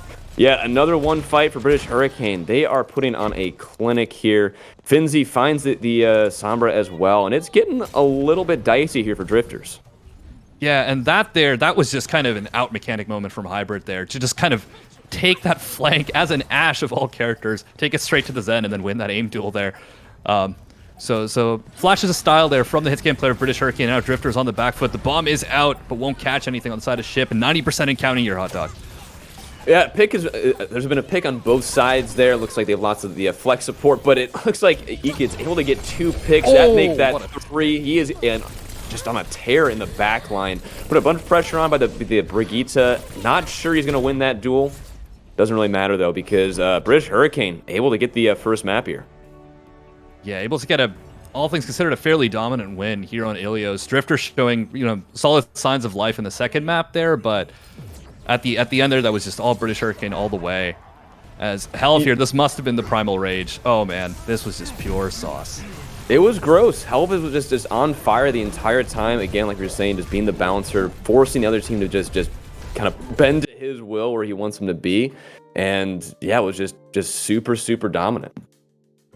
For sure. And also a shout out as well to the DPS line of British Hurricane, kind of switching that Tracer role between them, hybrid on the first map, playing a solid Tracer, working with Helv, and then on the second over there on Ruins, Yikids takes up Tracer duties. And obviously they're not playing with the Winston anymore, and they're playing in a fairly different map. So playing a bit more of a solo Tracer, a bit more of a flanky Tracer, and making that playstyle work really well. So a strong showing from British Hurricane here, as this is kind of, it feels like them saying like, we are absolutely not out of this yet. We want to keep this bracket run going. And again, like at the start of this tournament, a lot of people, when they saw the teams announced, like it would not be controversial at all to say that we would expect a Redbird versus British Hurricane finals, right? So it looks like British Hurricane also want to make that finals, or just get as far as they possibly can after that first unfortunate loss on the board. But Drifters, of course, have some stuff to figure out here. Again, on the second, on Ruins there, the somber sort of game plan looked really, really good, but British Hurricane is able to sort of out-muscle them more than anything else. We'll see what their escort pick will be. Yep. No, you're totally right, man. They were just more aggressive. They were able to just kind of find the picks. Again, I think it really did come down to a lot with that tank gameplay, but you can also said they swapped up the DPS roles. E-Kids was able to get just destroy the backline several times, get the clutch picks they need to immediately win the fight. It'll definitely be interesting to see what they kind of go with here on escort. I try to think like so there's definitely routes. What is there like a specific map pool, or is it just going to be just any route? Right now. I believe it is loser's pick, but I can quickly check that. But regardless of what that may be, I mean, both these teams, the players on these teams, like I've mentioned in the past, have showed like great flexibility. So I don't think it's going to be one of these cases where, Drifters are like, oh, we really favor the dive. We really feel like running the dive, and we're going to go to Gibraltar or something along those lines. So I'm not entirely sure what their game plan will be here. But as it stands, on the last match, I believe British Hurricane picked Dorado against Solaris and had a pretty dominant win there, holding Solaris just shy of 0.2 on Dorado there. Whereas Drifters here, they did go to Route 66 in the match against Redbird, and actually lost 3-2 there. So it wasn't a case of like Drifters definitely showing signs of life in that match, although of course it was not streamed. But that was their map pick the first time around. I'd be curious to see what their game plan is this time, and whether they're going to think to pick Route 66 again here. Yeah, I think Route 66 could be a really good map for them. Route 66. Yeah, I think, because they were running on the first map when I was mistakenly saying the wrong team. They were running that Zenyatta Brigitte backline, which I think that works a bit kind of well on Route 66. You're able to kind of spam those long sight lines with the Zen orbs, able to just kind of put a bunch of random damage on a bunch of spots and kind of force British Hurricane to kind of react to all this just surrounding damage popping in. Yeah, no, I like this map pick. I think it'll be a good choice for them. For sure. And if they stick to the Zenbrig as well, one thing I'd like to see is kind of, it feels like a pretty abstract, sort of nebulous thing to say, but kind of an increase in tempo, right? Like British Hurricane felt like they were just taking faster fights, playing a little bit faster than Drifters. And when you've got that sort of Zenbrig setup, you're not looking to sustain through a fight. Like you don't have that much healing, right? You just want to be as aggressive as humanly possible. And it looked like British Hurricane were a little bit of a cut above there, obviously helped by the minor comp differences. But yeah, like you called it, Hot Dog, it looks like they're teasing that exact comp here. On the defense. I like this. See, I like this comp a lot, just in general. I hate playing into it because it's very annoying. Because you have, Echo just flying around, you got Trace in the back line, and you also have Zen just putting damage just everywhere, not really able to dive super hard because you're going to have the Diva peel for the Brig will peel for the Zen at the same time. It's an annoying comp. It's an annoying comp, but yeah, like I said, I think it's a good pick for them. For sure. And I mean, here, a lot of this is going to come down to the setups from Matt Merck's Wrecking Ball here, because on the other side, British Hurricane are showing a double shield setup, which is going to be tough. to break into with this sort of flanky dive comp the Drifters are running. Admiral Skyripa on that dreaded Brig BAP. So this is a complete sort of showdown of two completely different styles here. Yeah, I will be interested to see how this plays out. I feel like Drifters, I think that just looking at the comps specifically, I feel like they might kind of outplay British Hurricane just by being able to kind of disrupt them, but we'll just definitely have to see here. Yeah, this is one of those comps where they need to like wait for British Hurricane to make a mistake for them to pounce on. Well, let's see if they can force those mistakes rather than waiting for them. Yeah, just kind of walking in at a lamp invested here on the side of British Hurricane. A little fight in the gas station. Again, just kind of seeing ball just fly around here, just trying to find a pick in there. And the DPS side of British Hurricane able to find Chopper on the Tracer. That is a good pick here. There's, again, one less variable they have to really kind of think about here. And, yeah, a quick duplicate as well thrown in there. I mean, this card is basically coasting here, as this looks like a team wipe. And British Hurricane there, I mean, I love how they played that. It is, of course, like kind of the standard way to play double shield, but they did it super well there. Kind of just setting up in the gas station. This is our home now. It's free real estate, whatever kind of sort of cliche you want to use here. But they just got set up in there, and there's basically nothing that Drifters could do. The geometry there isn't really amenable to Matt Merck on the ball being able to roll through and set something up because it's so sort of close-knit. So they're able to just subsist. Hybrid builds up to a dragon in the meantime, and I mean, It felt like there was just one fight on first there, and there's 5 minutes in the time bank now. Yeah, this is just a very, again, well played fight so far, or push so far for British Hurricane. And as I say that, yeah, Dynasty able to get a pick as well as Matt Merck in the back line. Just wreaking havoc. And again, they're just going to walk into them. Drifters able to get kind of just their foot planted on the ground here and hopefully get a little bit of stability with these kind of final picks here. Yeah, I love that there from Dynasty, catching Skyripa on the rotation there. Like, normally you wouldn't be able to find a BAP just sort of out of no man's land, but British Hurricane were setting up for their sort of, or for point 2 here, and Dynasty able to just kind of cut in, take out that Baptiste before the fight even starts. So now British Hurricane are back on point here, but they have to take us a lot slower as Skyripa returns. But Skyripa will have that window locked and loaded. Yeah, as we say that, they're just kind of again, fighting here on point, and Dynasty investing the duplicate here on the Sigma, trying to get something to happen here. Fincy just backing up, trying to give him some space here, ready to invest with that Gravitic Flux. As I say that, Dynasty throws in his Gravitic Flux and able to get 2 picks there. That's 3 picks so far. He's made 4 picks in this fight here. Drifters just man, whatever they're paying Dynasty, they need to pay him a little bit more because he is doing work here. Absolutely, yeah. Huge echo plays there from the DPS player of Drifters as they've really found their groove, cut this time bank down to 3 minutes and 30 seconds already. But British Hurricane on the other side did not use anything but that window. So they have a ton to potentially invest here. They may opt to open with the rally here or perhaps the Bongo of Hell. It might be tough for Finzy to get a solid flux here, but I wouldn't put it past this player. You know, such a seasoned veteran of the Overwatch scene. But British Hurricane, whatever they need to do it quick because the time bank continues to dwindle. Yeah, and Hybrid able to get a pick here as well. I'm going to say, like, correct one of these days. 2 picks down there. British Hurricane able to get some sort of opportunity going here.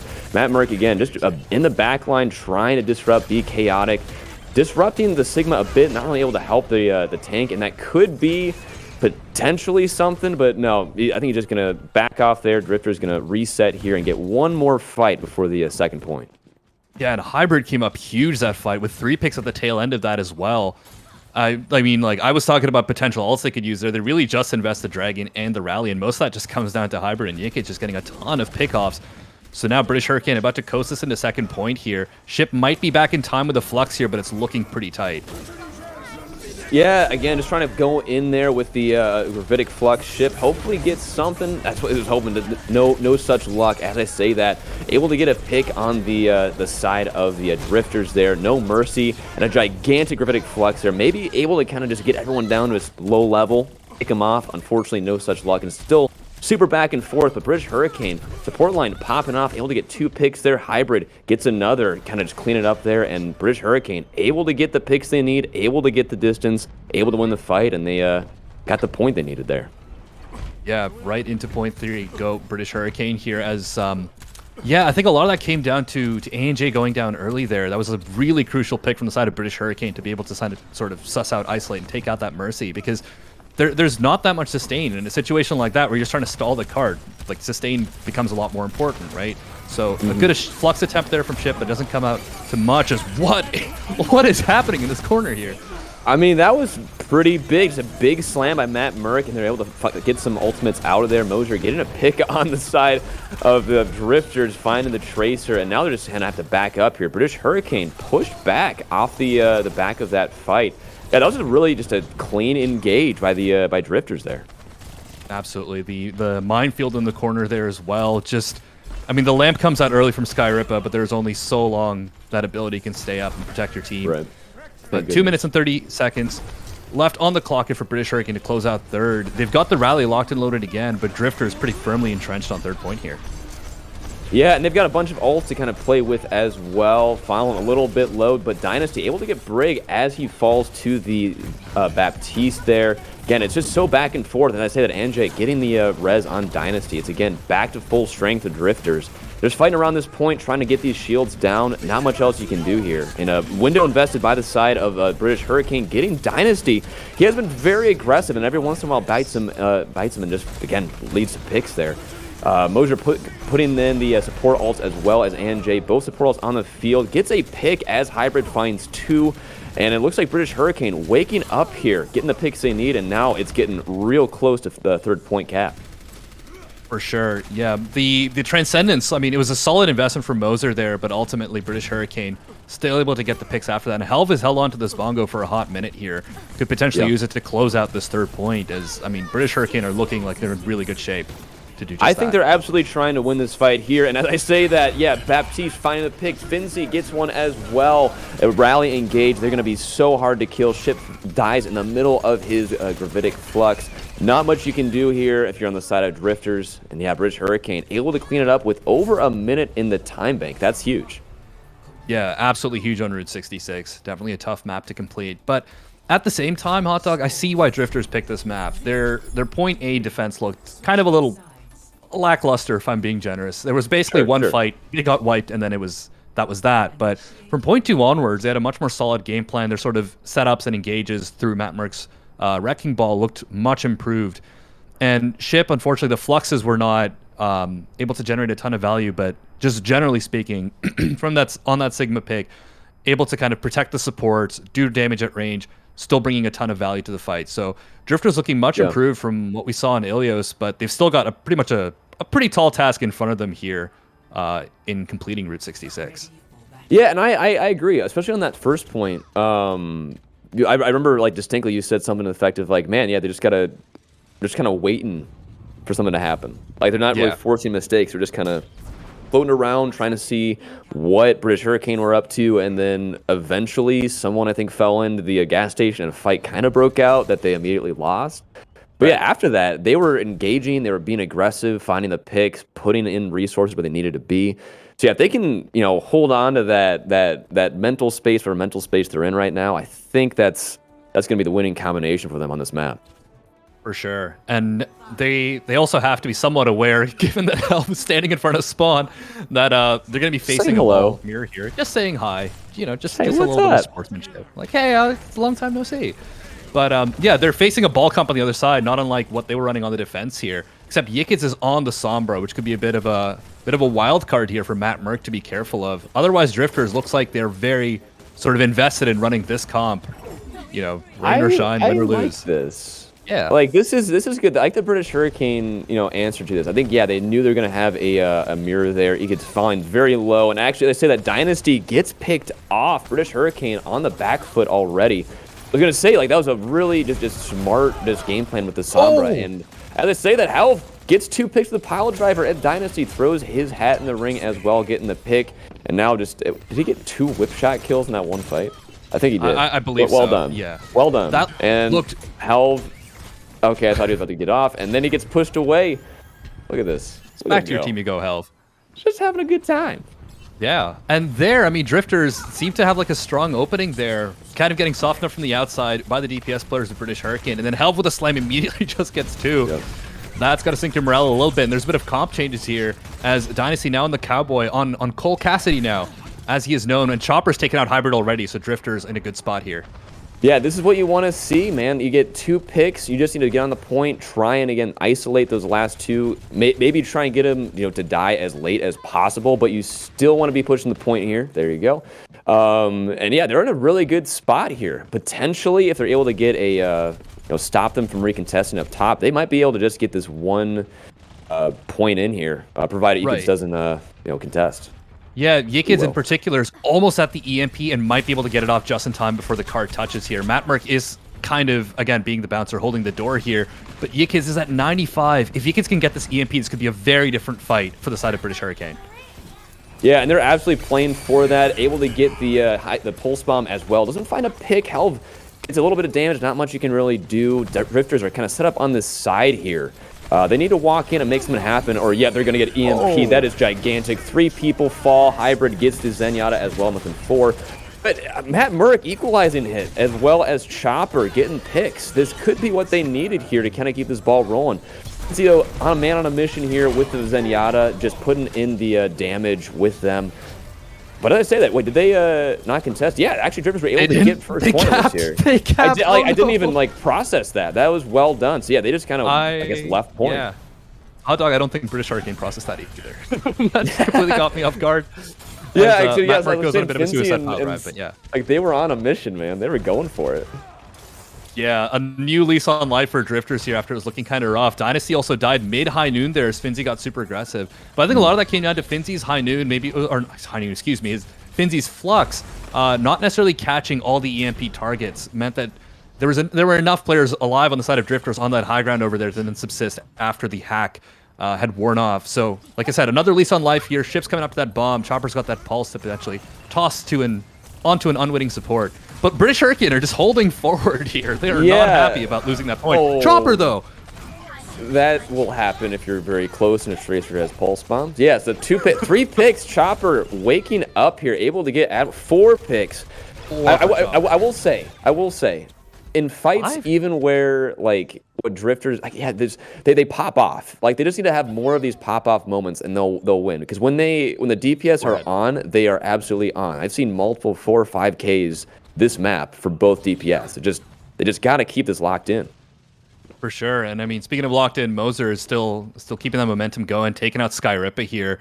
And this will create a lot of room as the British Hurricane have to slow down, wait for their Zen to come back. But yeah, Chopper there with a clean 5-piece. Not something you see every day. Just nasty stuff from the DPS player of Drifters. As look at their setup here on second point. They're pretty much firmly ensconced on these high grounds, just waiting for British Hurricane to come in. Matt Merck's got the mines out. Matt Merck tried real hard, but yeah, he did fail with that Zenyatta looking at him. Quickly falls, able to get 2 picks. Rippa able to get 2 picks there. A third, Dynasty falls as well. British Hurricane, they're locked and loaded with ults here as Drifters have to reset.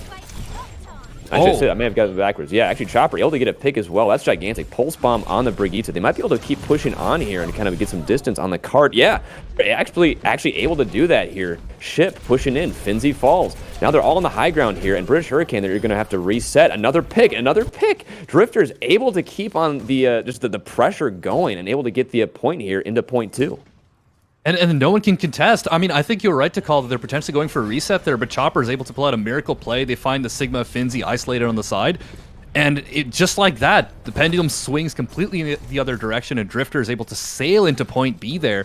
After, I mean, when Matt Merck went down early 2 fights ago, it looked like all was lost in that fight. So now Drifter's in a really good spot, but Skyrippa's still mad. You're not getting through for free, says Skyrippa. Yeah, I feel honestly, Drifters are going to have a real hard time pushing this. British Hurricane have 6 picks, or 6 ults, and a pick on Chopper. British Hurricane able to just kind of get back on the point here, say, hey, no, don't push it in here. But looks like Dynasty, some flank business in the back line, on the legs. Just kind of vibing, airing it out. Vibing. Yeah, now no longer on the Cowboy, as Matt Merck goes in deep there. And they're having a fight on second, I guess?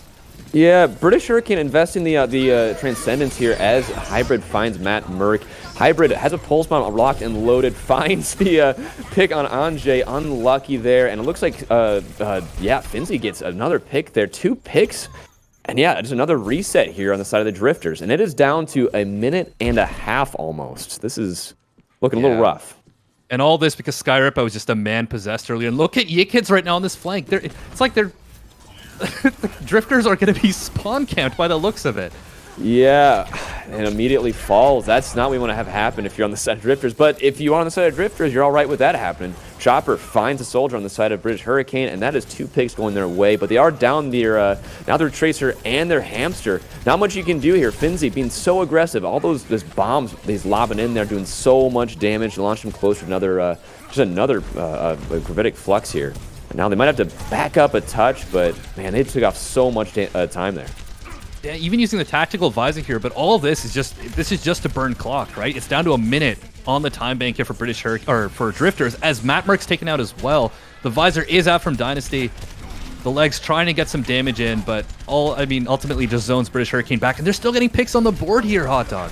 Yeah, this is just not looking good right now. Dynasty falls. I mean, they are just so aggressive here with these holds. British Hurricane have been just in their face, haven't let them breathe for a second, even in their own spawn.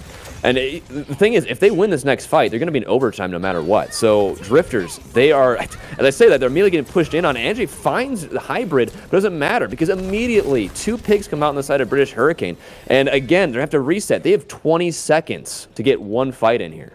This is looking pretty brutal here. Dynasty on the Cowboy now, perhaps to try to corral the Tracer or something similar, or Helve on the ball, but I mean, might be too little too late. Is this 10 seconds, like you said, on the board here? Finzi's got the Flux locked and loaded as well. And Skyrip has got the Transcendence. We're into overtime because Finzi's gone right back around to their spawn. Chopper does take out Hybrid, though. Wow, that's a big gravitic flux here from the side of Finzi, and it's just, again, back and forth here. And actually, Transcendence put in by Drifters. Hopefully, it's able to equalize some of those picks they're getting. Finzi finds a pick as well as E-Kids, but he kills himself. So it is, again, very back and forth. But I think that Transcendence beside Zenyatta on British Hurricane will end it there. Andre finding another pick here and there. Admiral able to find one as well, but no.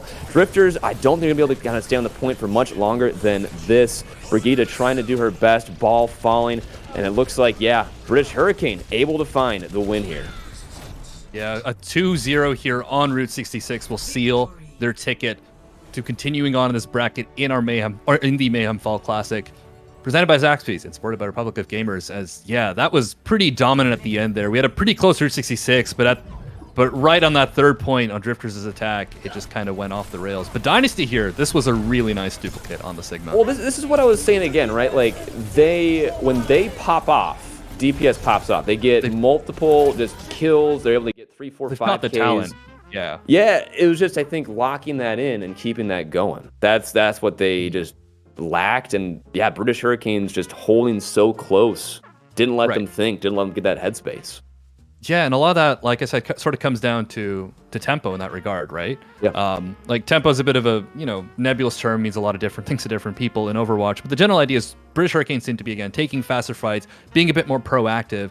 So like we saw in that 3rd point there, like they made the decision to basically take a quick fight after Drifters had capped 2nd in the area where they had capped 2nd. Instead of sort of backing up and setting up for defending on 3rd. And that ended up turning into like a 3-minute spawn camp, roughly. So that's the sort of proactivity that really put British Hurricane over the hump. And I mean, it's also why it's part and parcel of why they're such a legendary team in EU contenders. So despite their loss earlier to Solaris, they're still in pole position to keep this bracket run going and aim for that top spot like they were hoping for coming into this tournament. Yeah, it's looking, with that win, looking more and more likely. We've got a British Hurricane and a Redbird Esports final coming up. But up next, more Overwatch. We're going to take it to a quick break here. We've got another match here coming up at around 2. Thanks for hanging out. I feel like that was a fun match, and yeah, keep enjoying the games.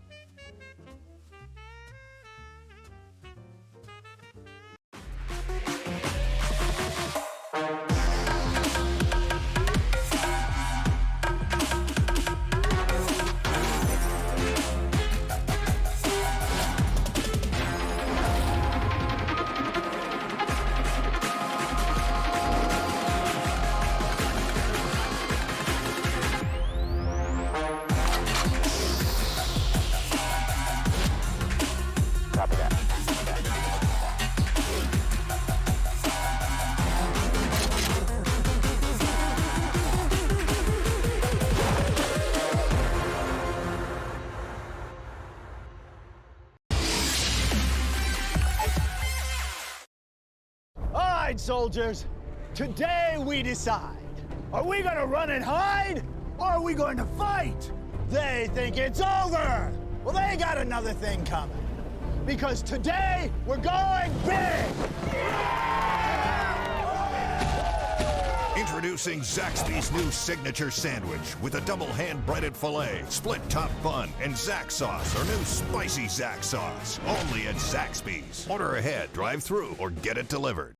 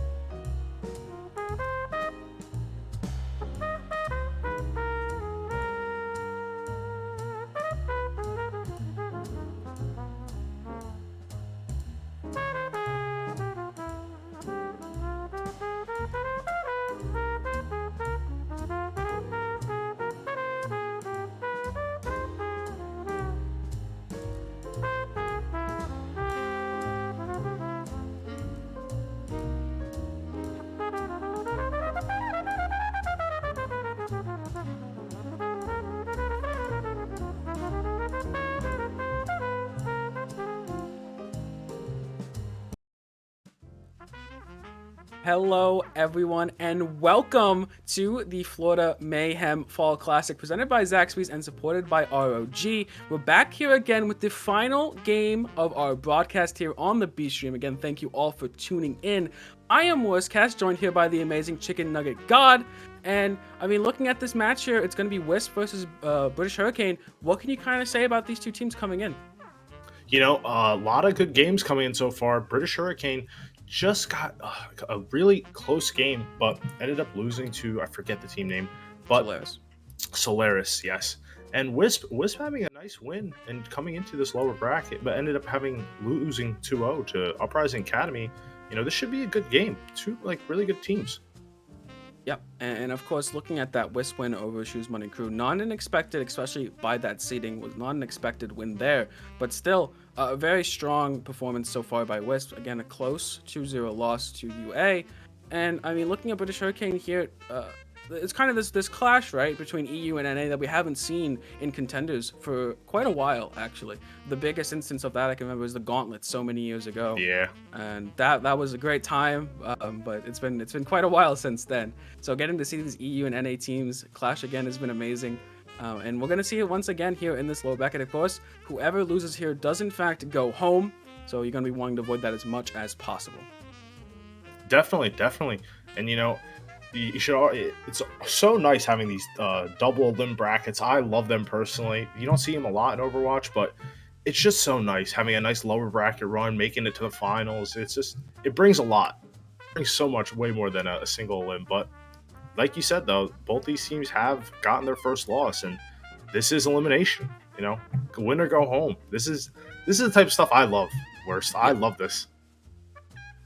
And if you're just joining us now for this final game, rooting for one of these two teams, of course, West is the first time being streamed, so a first time getting a hands-on look at them. But if you're just looking now, it is 1st to 2 until that grand finals, and grand finals will be 1st to 3. And we're going to be starting it out on Control, as per usual with Overwatch. It will be Control into Escort into Hybrid if that Map 3 tiebreaker is needed. And looking at Control for these two teams, a very chaotic game mode at times. It can be a lot of versatility, but these two teams are everything if versatile. Definitely. And, you know, Control being, I don't want to say the Mickey Mouse game mode, but it's you know, it's just very chaotic. Teams that thrive in the chaos win, and it should be a good match. I don't know. I'm just super excited. I don't even know what I should be talking about right now. I'm sorry. Oh, it's completely fine. I mean, obviously, it's amazing here on the B-League broadcast for BPL, getting to represent this community that we happy to be a part of. Getting the chance to cast Tier 2 talent from the best Tier 2 talent from the West is something I obviously am very honored and privileged to do. And of course, the nerves come with that. And I'm so happy to be here for you and casting this last game of the B-Stream broadcast as we're just waiting on these teams to get ready in that lobby. And I mean, should be a very fun game to end it off. But again, this isn't going to be the final game of the tournament. Of course, there's plenty more where that come from in the Fall Classic, as the upper bracket and the last elimination game that will be going in the loser bracket will be streamed on that A stream after this does finish up. Of course, the A stream has been going on at the same time and got some amazing matches on there. Obviously, the Solaris British Hurricane was the first match of the day we watched on the A stream. It was quite a banger, and there'll be more of that. And hope that after the stream does end, you guys all head over to Florida Mayhem Twitch channel at twitch.tv/FLMayhem and get to watch the rest of this and root on those Tier 2 teams that are competing for it and trying to take down Redbird, really, right? I mean, that's kind of what it feels like sometimes in this tournament. Definitely. Redbird, you know, just coming not out of nowhere. You know, they were the ex-American Tornado, causing havoc in the contender scene, but it's just super nice. It should be, I keep coming back to it, should be just a great day of games. I hope whoever wins has a great game and a great day. Just I hope both teams have fun. Yeah, exactly. Yeah. But I don't even know where to start. Just I've actually never seen a Wisp game before. This should be exciting for me personally. I have seen British Hurricane play a bunch, but this is the new roster. With the, you know, not really new anymore, but you know what I mean. But yeah. And a little bit, maybe some background for those of you who weren't following the Tier 2 scene in the last year or so, because It does happen from time to time. You kind of lose out of it. British Hurricane, their roster got promoted to Overwatch League. If a lot of people remember from London Spitfire.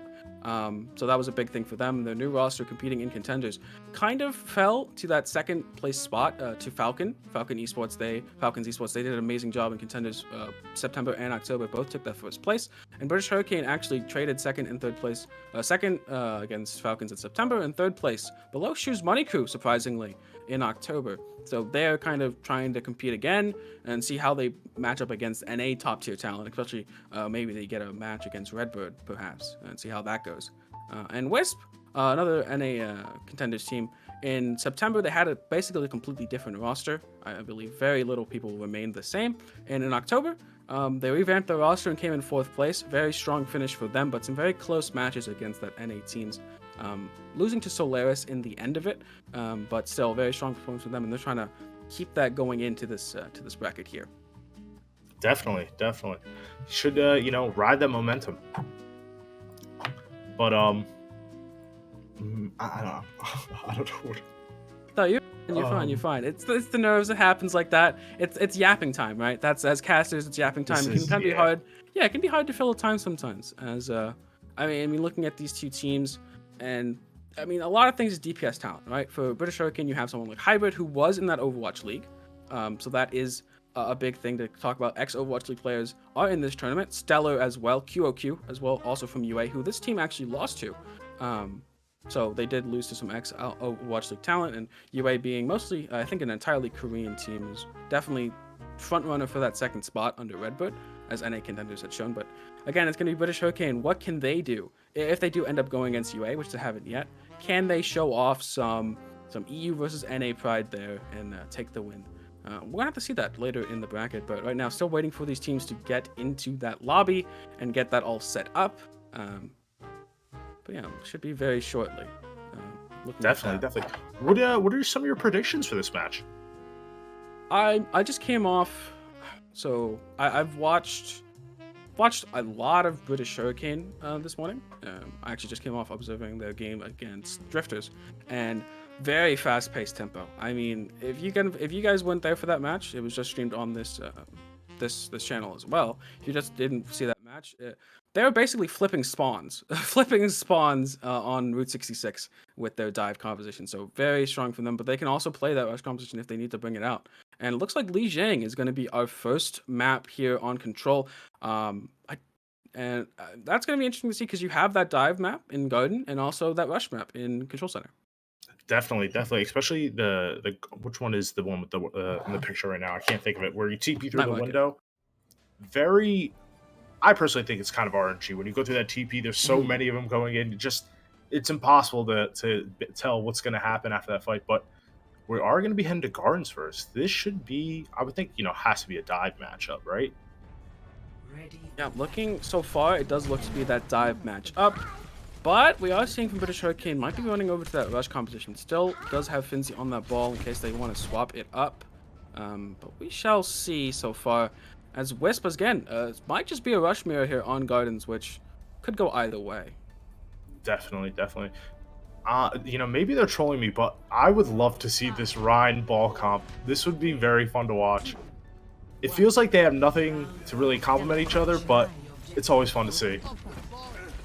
Yeah, and they will be rolling out here. It is going to be that Ryan ball. Not something we typically see, but something British Hurricane is going to try to execute. The slam does come down onto that Diva, and they are now gone as the Doom does follow up and take them out. And the Boop coming out as well. That's the fight over for the Wisp. In just a little under 15 seconds, it's already over. And the first cap should be going over to British Hurricane, but Wisp is going to try to say something about that. Try to get back into this fight.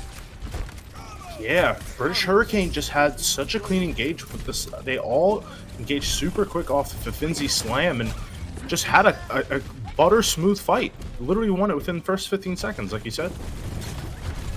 Good time to turtle on this point. Finzi is going to be the only one to come out of that point so far, but as soon as they do poke their head out, discorded up and taken very low, and now it's going to be Mathiel on that outside. Finds two with the soldier, the legs doing work so far. Both DPS are gone, and now it's time. Wispies the opportunity to attack. They see blood in the water, and like sharks, they move on in onto their prey. Vega taking the BAP off of the field and off the map, and now the reset comes in. 30% basically accrued for them, but The flip going back over to Wisp and a nice retake there. Yeah, definitely a great retake. Malthul had made such great space. He did trade himself out, but he trades himself for 2 picks and just made so much space. And now British Hurricane, they are going to be coming in with almost both their support ults. It should be, a good engagement for them. Let's see, Wisp will be trying to come in with this side, this ball dive comp, but they're already coming in with the window.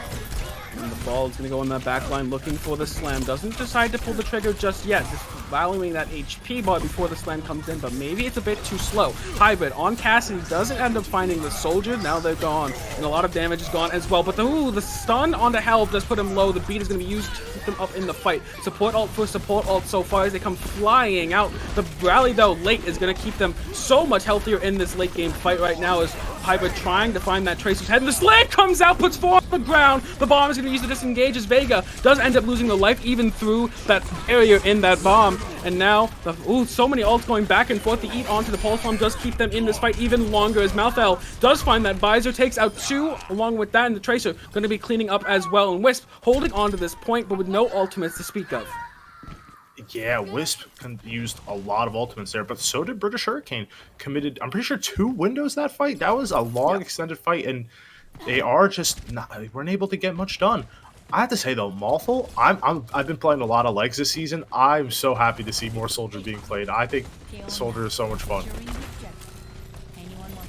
Does as well as they go low, but they will be topped up on that flank. They're trying to get as much damage as possible. Hybrid, watch your head. You have to be careful of that soldier. The flashbang doesn't find their target, and now it's going to be behind it in the back line, trying to zone them off. Three quarters of that point is flipped over so far, but Rocket takes out the Sombra. That's a lot of that neutral game gone, and of course that EMP, something you just can't be missing right now. Rocket finds the ultimate charge to get that pulse pump up, and the engage coming onto the front line. Hybrid just goes down, and they just can't match this tempo. The tempo so far from Wisp has lifted too much, and now the EMP is going to come out, only finds 2, and 2 targets that, when EMP'd, aren't the most vulnerable, but now the ball coming in is going to cancel that EMP, the hack, the manual hack coming out, as now the bloodthirsty supports would have to come out to try and keep this fight in their favor. The flip does come on. Finzi, 99% to that bomb, doesn't manage to find the Q button in time, as now it's going to be held on this point, trying to hold that shield and keep the team alive behind it, but the shield is going very low, and Malthel on his nonsense of taking out those enemy DPS. No one is safe, but Hybrid has to be firing back, and by themselves though, they cannot find it. They're going to get taken out by Pascal. Again, these bloodthirsty supports coming into play so hard so far for Wisp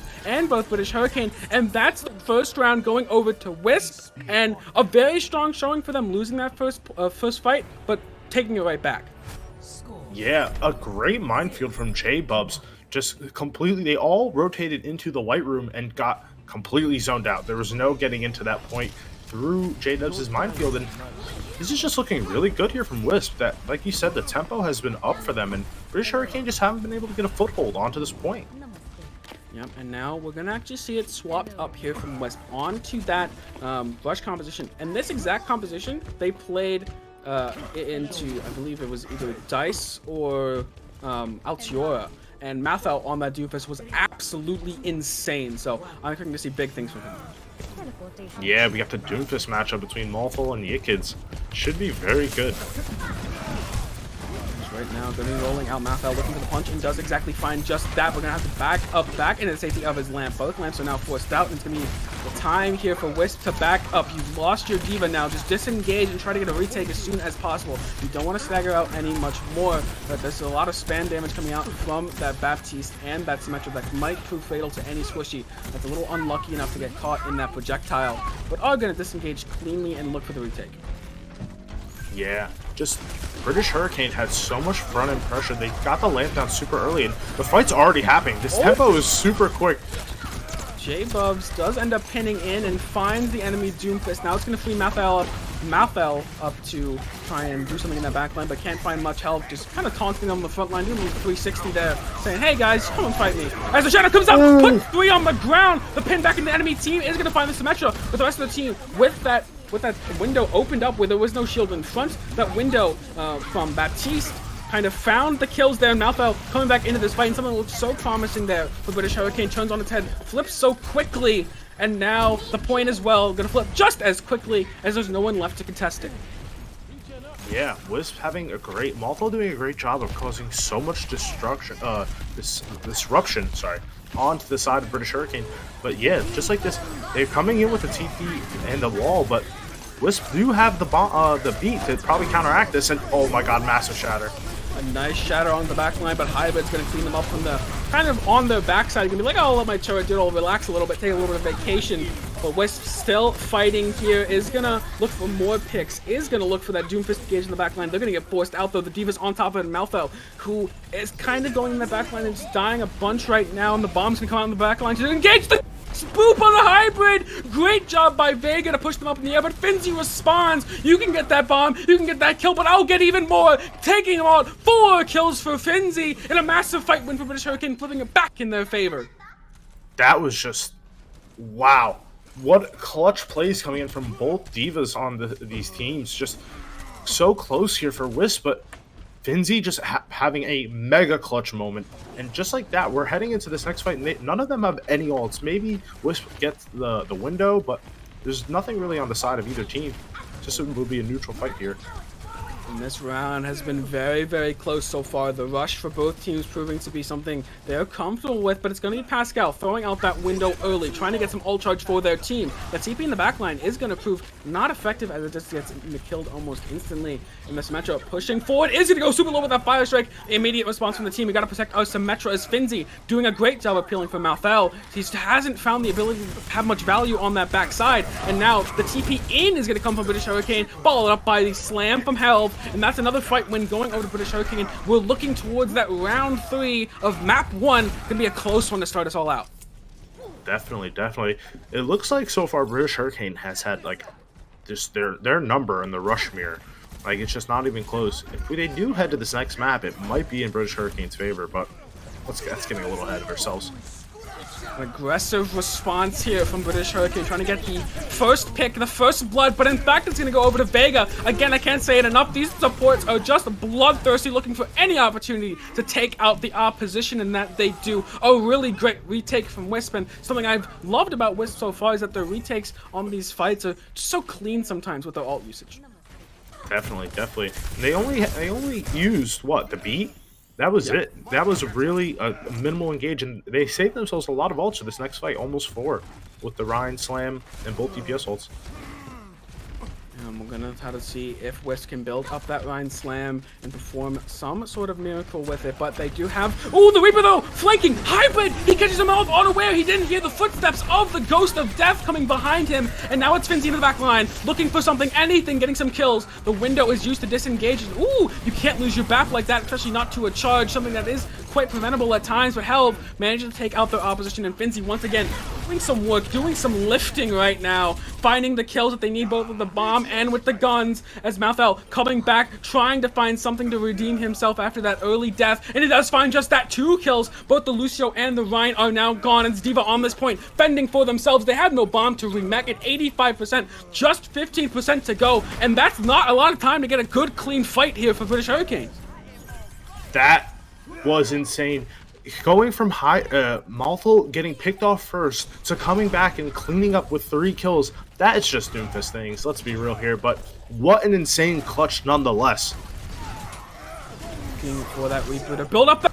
Oh, Blossom, but Helv goes low, but the Reinhardt is shattered and pinned back into his team. He's gonna go low, but he's still gonna lose his life. Rocket on that Tracer is gonna help clean up and help the Reinhardt live just long enough. Hybrid on this point, though, is gonna look for something, anything to do right now. Those ghosts come out. There's no DM available and 2 picks in the opposite side, but it's still, even with all those ultimates in response, it's still the cards fall the way of Wisp, and they will go for a 2-0 win here on map 1 and look to secure this series quickly and try to face off in the next couple rounds. But an amazing map so far that's been played, and only can look forward to that escort next. That looked really dangerous for Wisp. They all tried to just engage on this choke off the point, and they got it really close to flipping, but it didn't matter. Wisp were just a coordinated unit, went 6 in, and we were 6 back on point, and just, that was just, wow, what a map, what a round, to be in particular. Yeah, and I mean, it was so back and forth on that second round. It could have easily gone either way, and if we see that night market, I don't really know which way that's going to go either. But Wisp decides that, hey, we don't want to risk that. We don't want to go to that third round. It's just too much to try and put in the hands of fate there. So they're going to clean up that last round and secure that first map win. But there's still more to go in this match. Of course, first to 2. We're going to be seeing that Escort come out. And it is going to be that loser picks their map. So, I mean, there's so many maps to choose from in the Escort category. What kind of would you think this team might be leaning towards? I have the secret info. Oh. I'm pretty sure they're going to play Dorado. Why? Okay. I have no idea. To be frankly honest, I just saw Chow type in match. I saw Chow type that match. So looks like they want to be going to Dorado. You know, it looks like they're really good in the Rush mirror. You don't really see, Rush played much on Dorado, except maybe third point sometimes. But I don't know. I guess they feel like they can beat them on anything. The dive mirror, hopefully the double. You can play a little bit of double shield here, but if you're feeling frisky. But I think just British Hurricane know what they want to do, and they're going to do it. Yeah, and you could have just gone with, hey, I'm a prophet and I knew. You didn't have to out yourself like that. We could have just been like big brain chicken. You see that Twitch chat could have been spammed like 5-head chicken. But instead, humbly gonna just admit that he did see a Titan matchup, and it's gonna be Dorado. And looking at this, of course, like you said, these two teams seem versatile enough. But British Hurricane obviously played that Rush on both rounds. So going to a map like Dorado, maybe they want that double shield, you never know. They did play that against Solaris. It could be very interesting setting up Hybrid for a lot of success in double shield because so DPS centered is that composition. Yeah, Dorado is an interesting map with a lot of high grounds to take control of. It's not there's not a lot of ways to get up there. So you have teams like to play the double shield, try and get up here and we'll shoot you, or play the dive. We'll get up there and then we will shoot you. But so it's very interesting. It's very depending on what you want to play right now. The meta is in it's in a good state right now. I would think a lot of things are viable.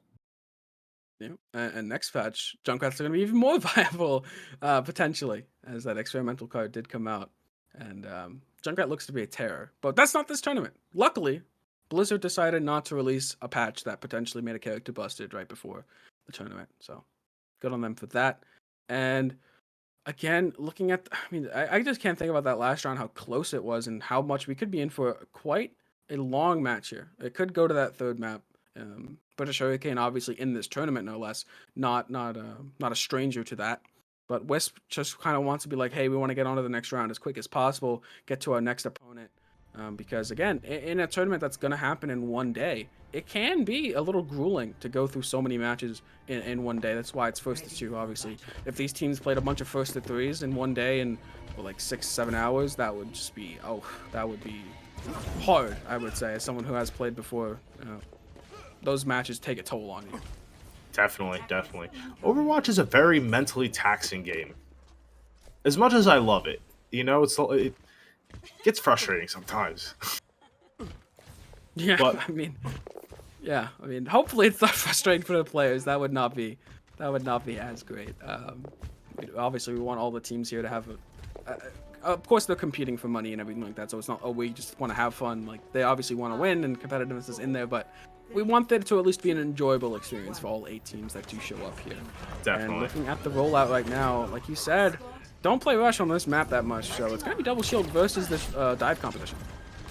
Yeah, Wisp, obviously going for the dive here on this attack, whereas in British Hurricane want to play the double shield because they are on defense and they want to stand still, let them come to you.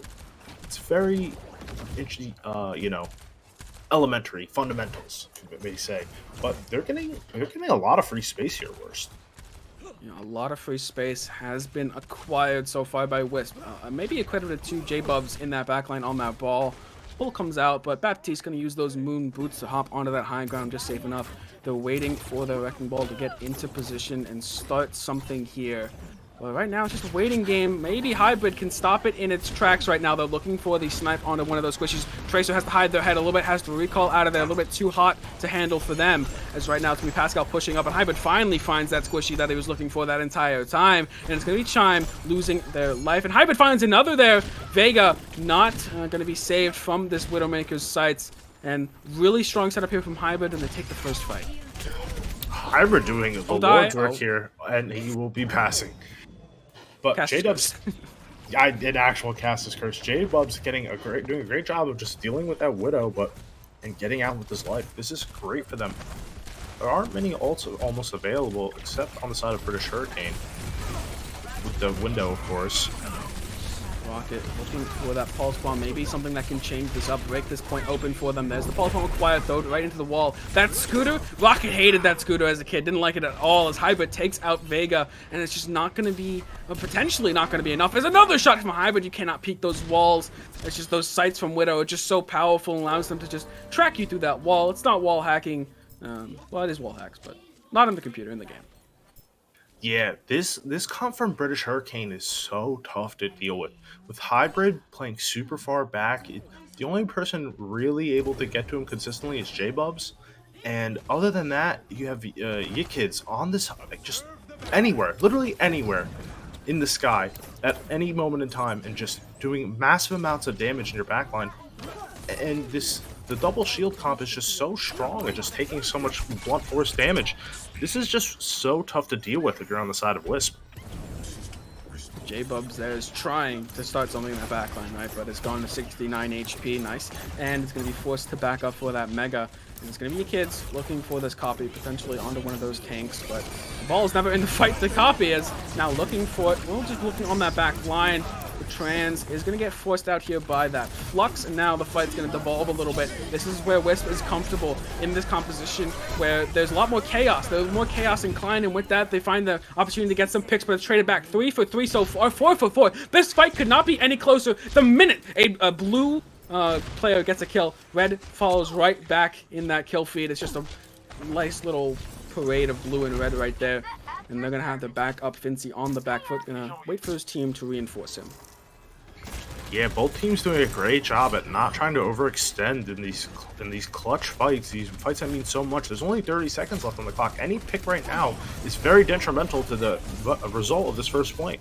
Oh, and the Orisa is left out to dry there. The slam into the Dragons. There's just nothing they can do. Do you walk back into the enemy fire? Do you walk into the Dragons and maybe survive with the help of your healers? But even then, the healers don't live very long.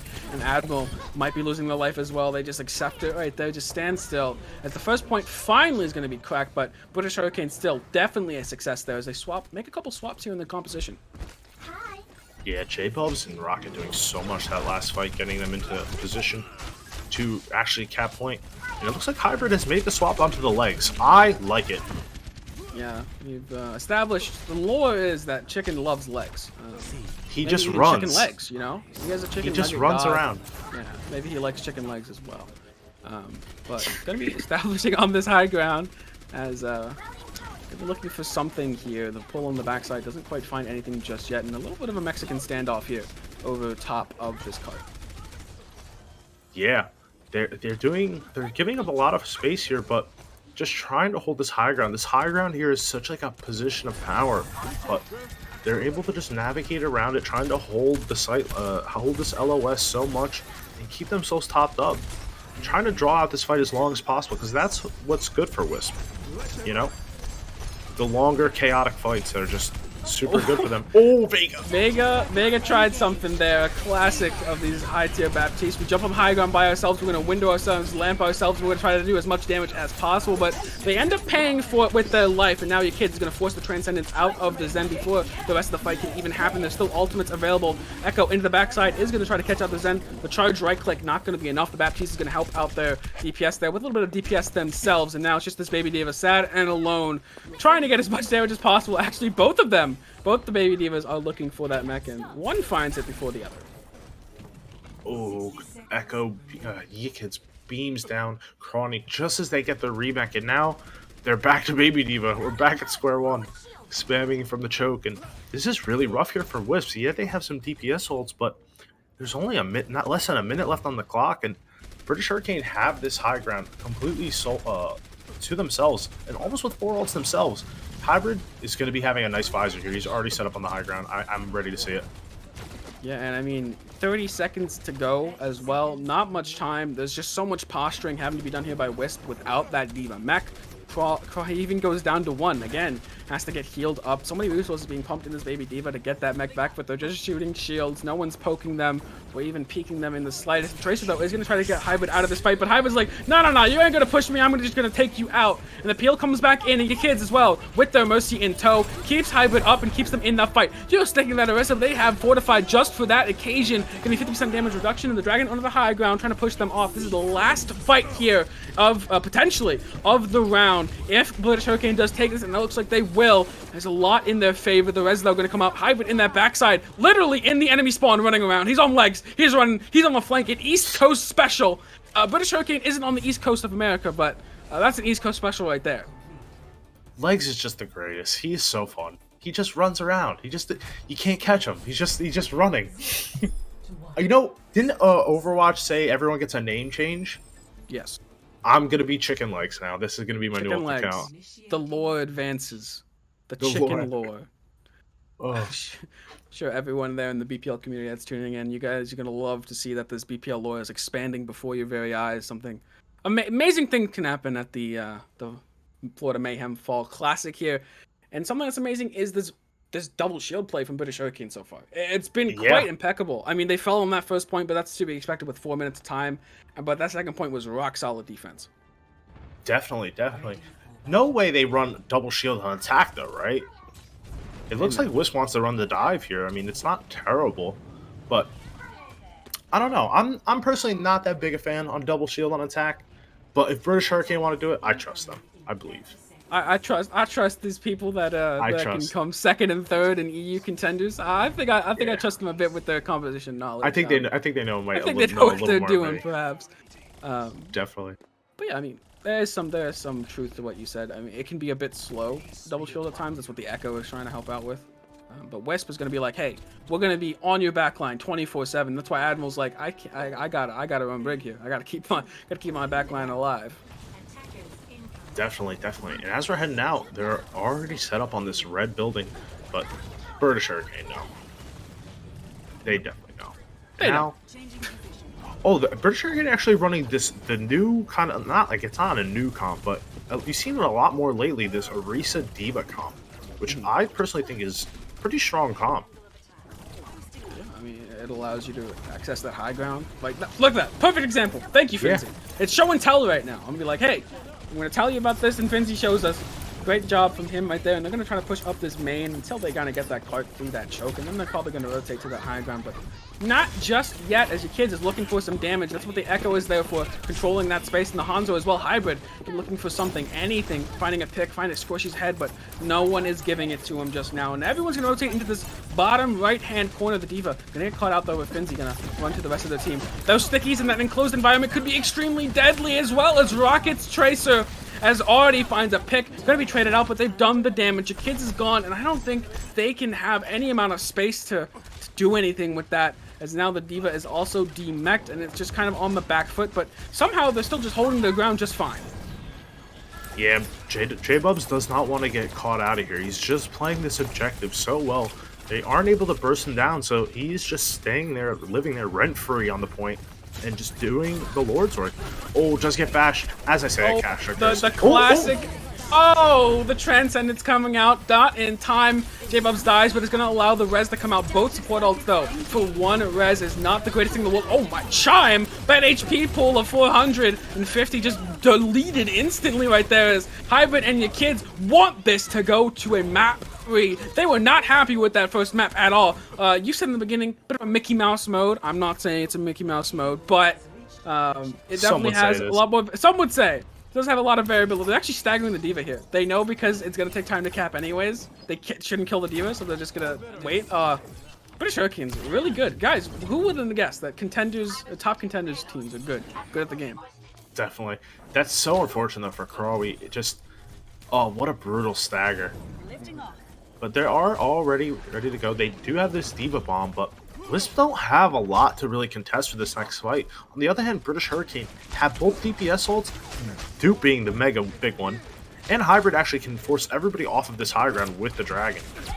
So this should be... Wisp have their work cut out for them.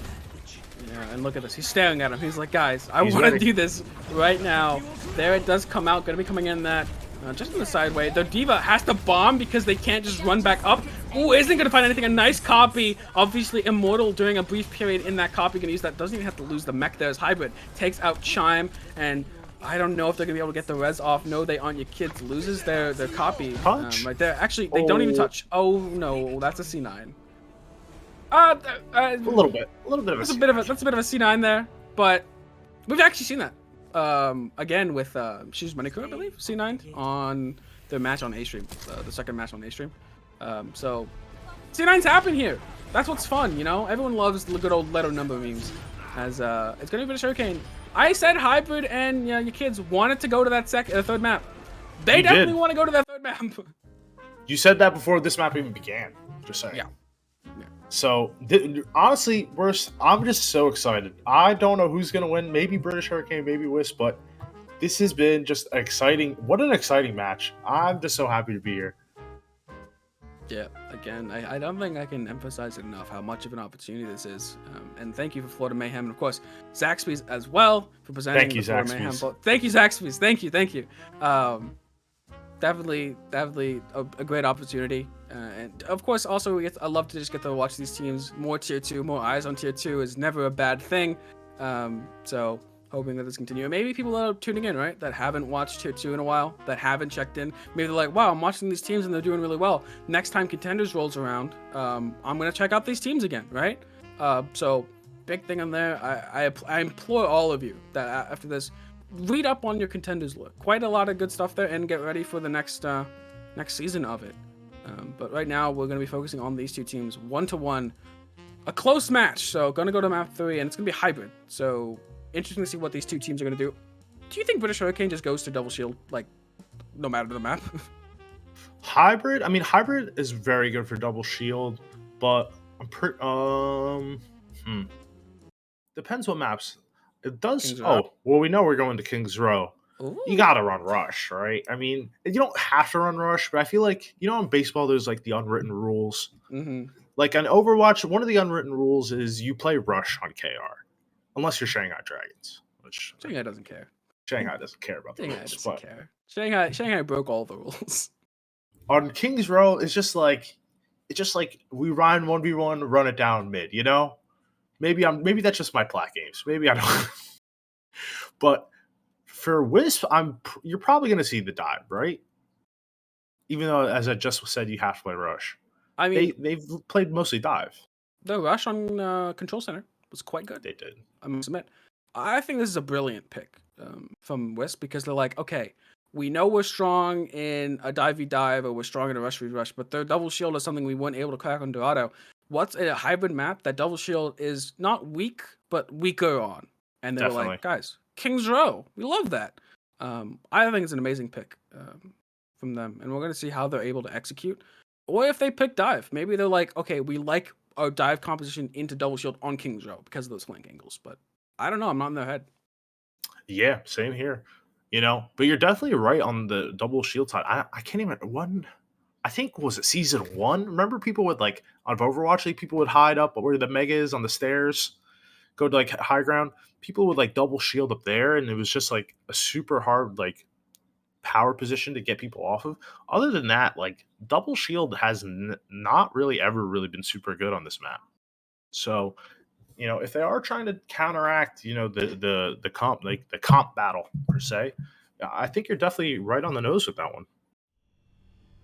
And I was going to say waiting for these teams to get ready, but they're ready and waiting to figure out who's going to be moving on in this bracket.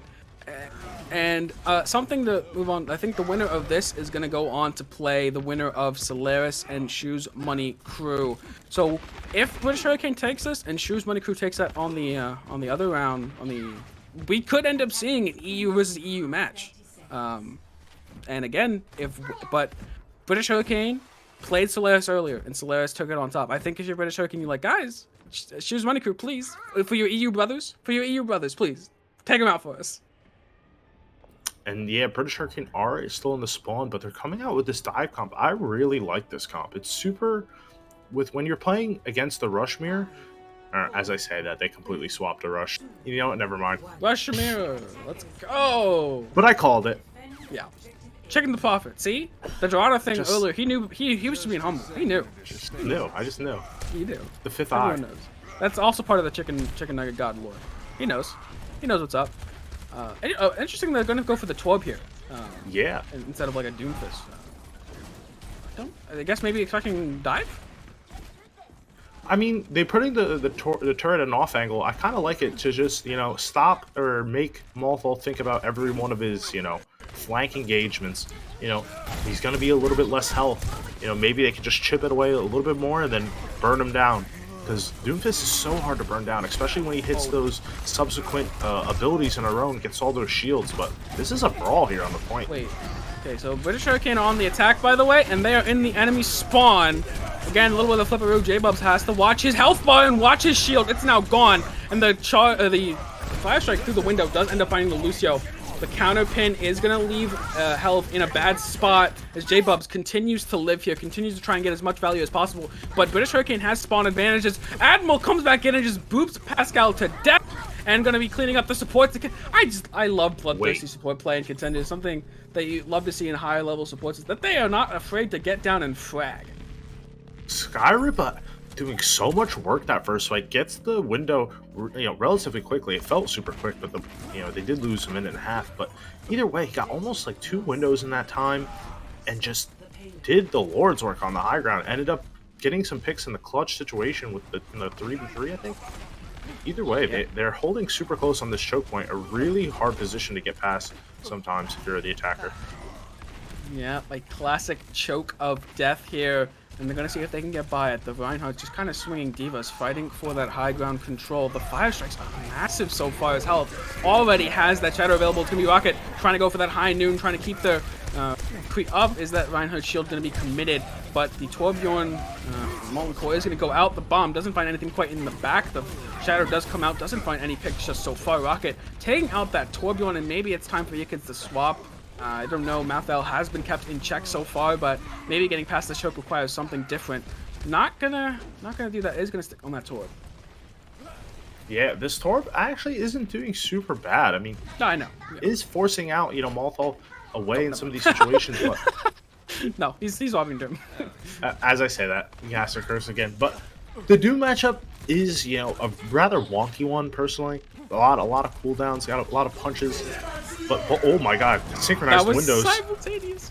Simultaneous windows come out. A little bit of audio, nice audio there as the fights do devolve after that shatter. They just push so hard into this hotel. The bomb is going to keep the mech intact here for British Hurricane, and this hold does stand so far, but they lost quite a few. If they can't get their pit players back in time, their reinforcements, they can't hold this choke. And the Baptiste might get caught out of position here. It's 3-man disengage with the Doomfist on the flank, and they're going to have to run. Yeah. They're heading into the second point right now. Both high noons, synchronized high noons again. Dude, these teams are in sync. They're playing mirrored comp, and they're mirroring their ultimates and mirroring their beats as well. Everything is just synced right now. Everything is in sync for both of these teams. None of them want to, neither team obviously wants to lose, but they are fighting so hard for this in this last map here. And British Hurricane doing a good job so far slowing down the pace of Wisp. Definitely. Wisp did both teams did Wisp commit holding down a British lot. Hurricane. Yes, oh my god, I got confused there for a second. But yeah, both teams without this beat should be a relatively dry fight. Wisp do have the window, and Malthal has his escape button on the Doomfist. Other than that, British Hurricane have both tank ultimates and should be able to control a lot of space coming into this next fight.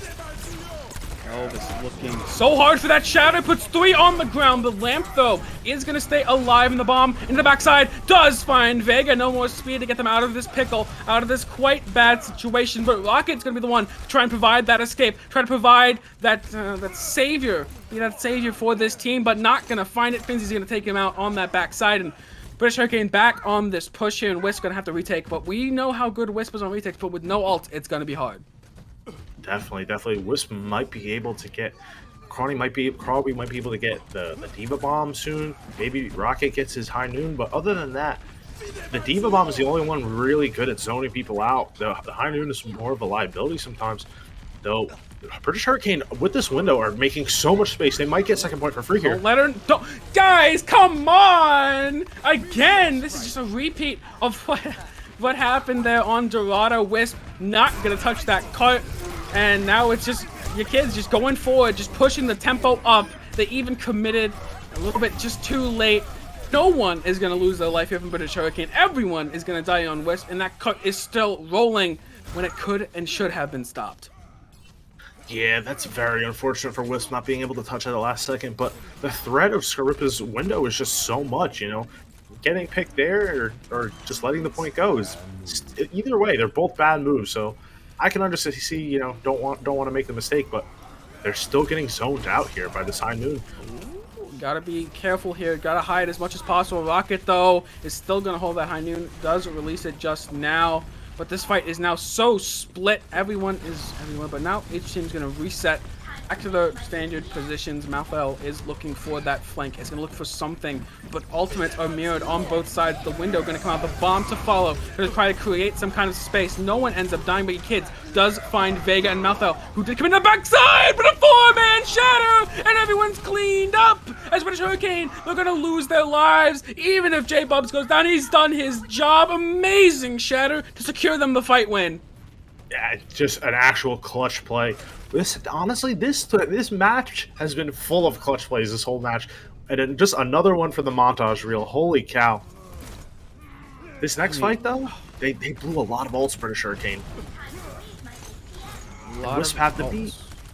A lot of ults were blown there. They still have that beat. Vega died so early they couldn't use that beat. Maybe a blessing in disguise. iNoon gonna be pushing onto that forward, try to create some space for themselves, and instantly gonna back up. Doesn't find anything. Time to back up. Malthel does have that Doom ult. A little bit safer. Gonna be punching forward. Finds the enemy Doom and takes them out. The Doom Fist ult just in time, doesn't get stunned up. Now gonna be looking for that McCree and that the Cassidy. Sorry. I'm very sorry about that. It just slipped out. It's don't worry about 5 years of conditioning. 5 to 6 years of conditioning.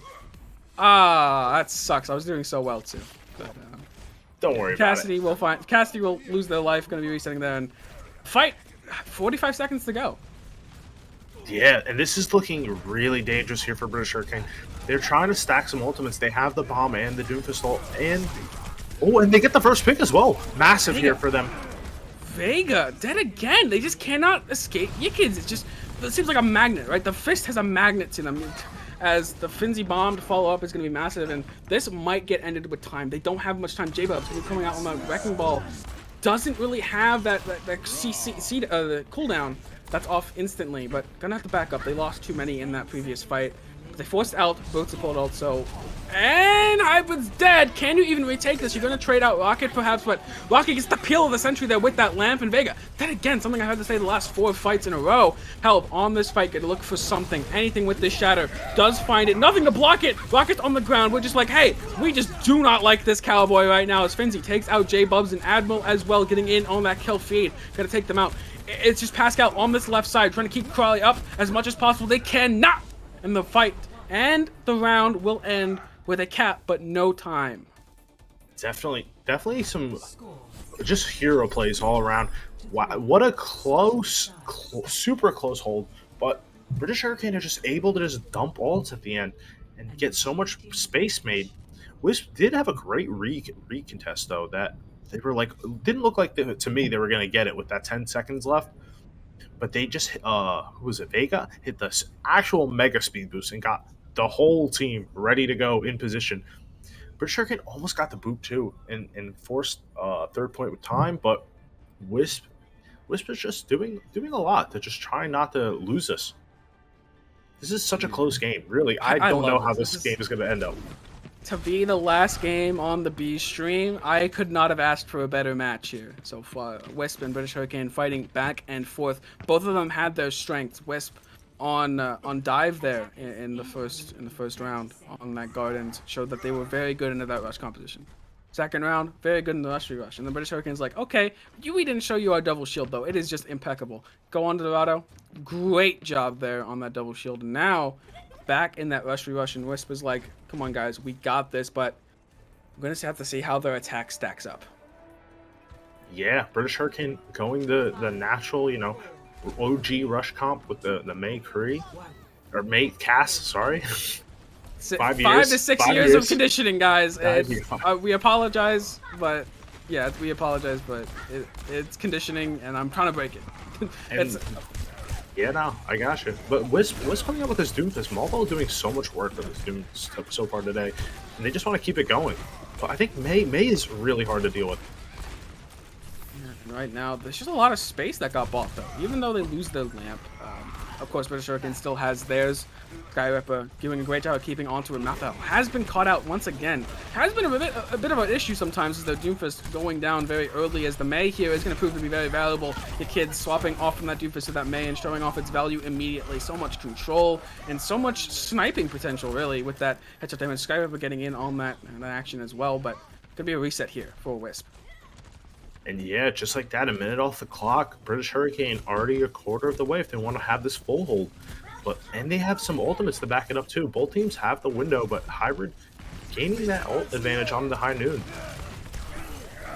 Right forward, Malthal tries to find something, but the little bit of that E doesn't go quite where they wanted. The beat, though, was going to keep them up in this fight. He's going to be pushing them forward. J-Dub is still super low. He doesn't care. He's going to fill out that Shatter, even though he's on like 20 HP. I don't know if he thought he had that lamp coming in as backup, but even the May Blizzard, though, was eaten. So that's a big ultimate just gone from the field. And Malthal is going to look for that Doomfist. Oh, where is it going to land? It's going to land safe. No, right on top of that Baptiste, but a really nice shield there from Helb is going to keep them alive. Now everyone has to run away. Rocket going to look for something here. Does find the Baby Diva who threw that bomb at them in an attempt to create some space. Ooh, Malthal, 1 HP from taking out Hybrid in this fight. Back and forth. I guess we got to say it again. This match is so back and forth. I couldn't have asked for any less.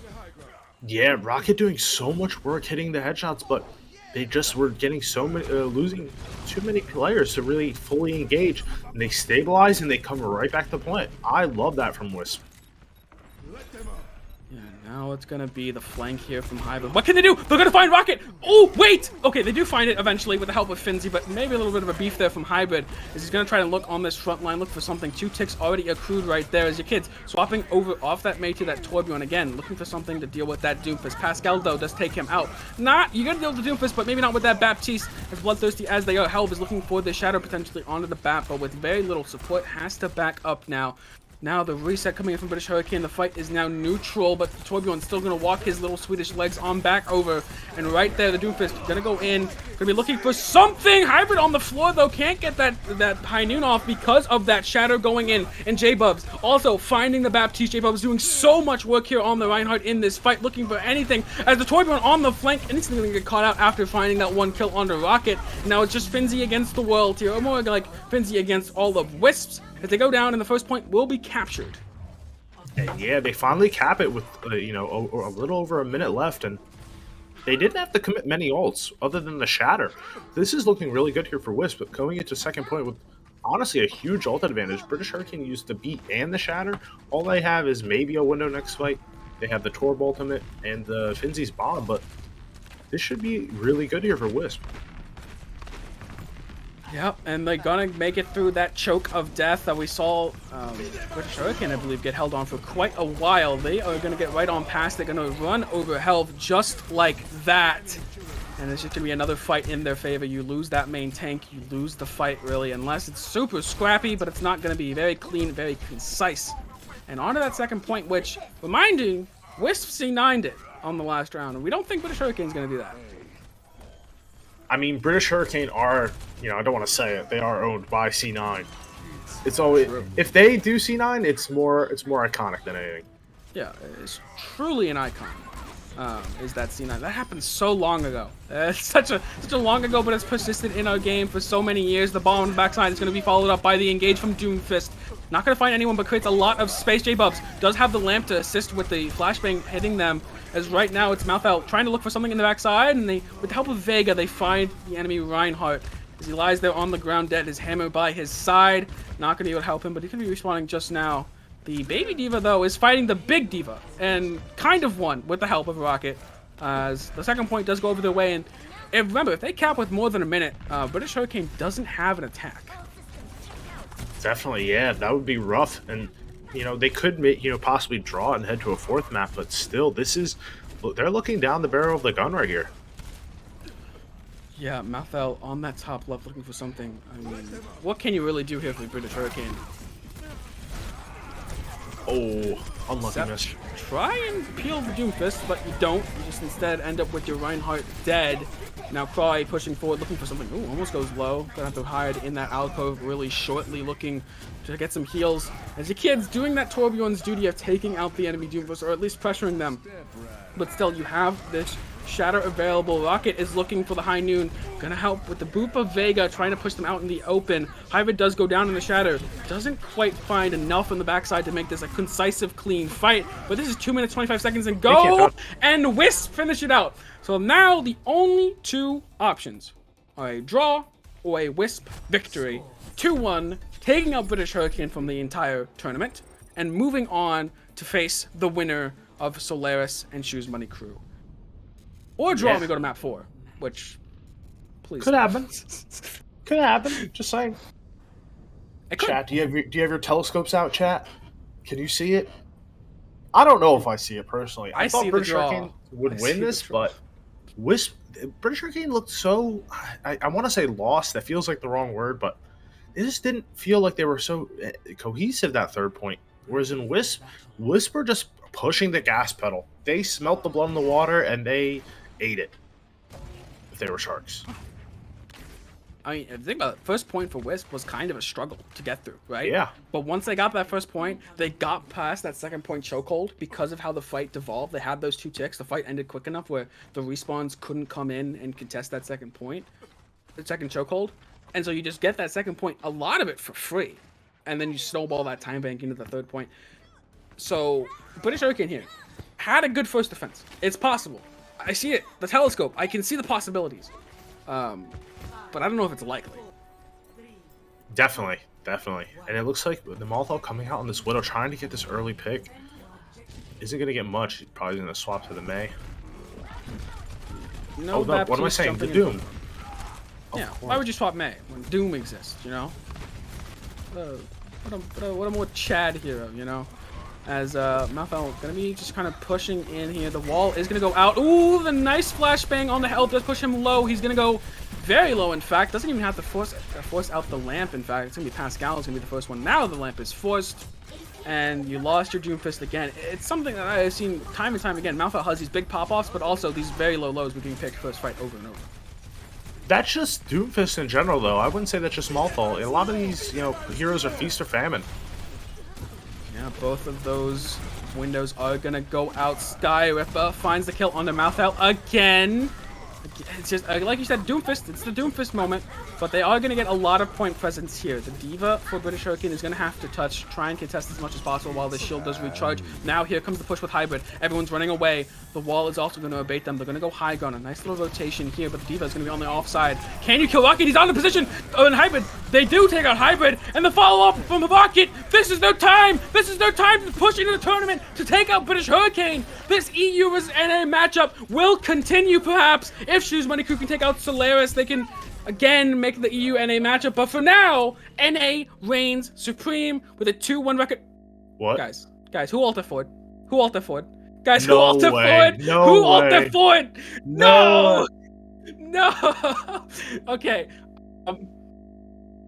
That's unfortunate, but this gives me some time to mention that British Hurricane will be out of the tournament and Wisp will be moving on to play the winner of Solaris, Shoes Money Crew, whoever that is. I mentioned that a couple times. But yeah, I guess they're just leaving. I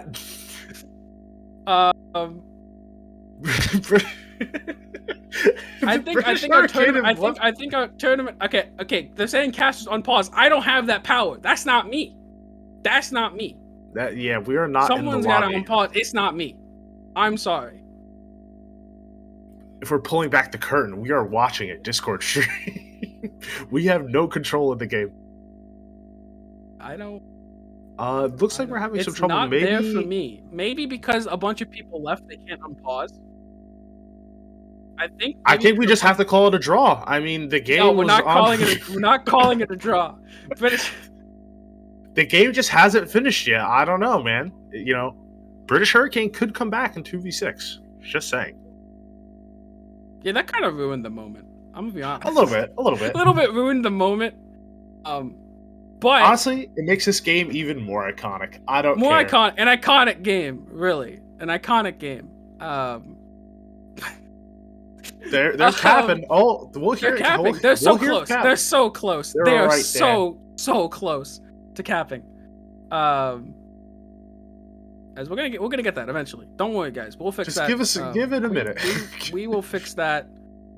We will fix that right now. Lobby admins, of course, are working on it. I think something bugged with maybe like enough people leaving or people leaving that it like stopped it maybe from being an option. I'm sure they're working on it. This is not a like where's pod or anything. It's like something went wrong. I can tell you there is a lobby admin right now freaking out and has no idea what to do. It is. Okay, there it is. It's unpausing.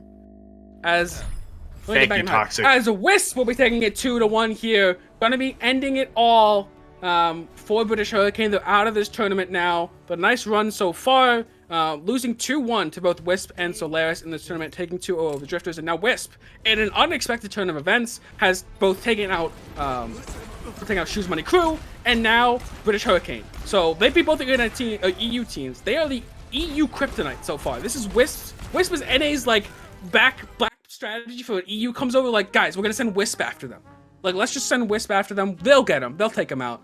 Shoes Money Crew still fighting for their life so far, but British Hurricane doesn't have that anymore, and Wisp will be moving on in this tournament. Something I don't know if a lot of people expected so far, but something that has happened. That's for sure.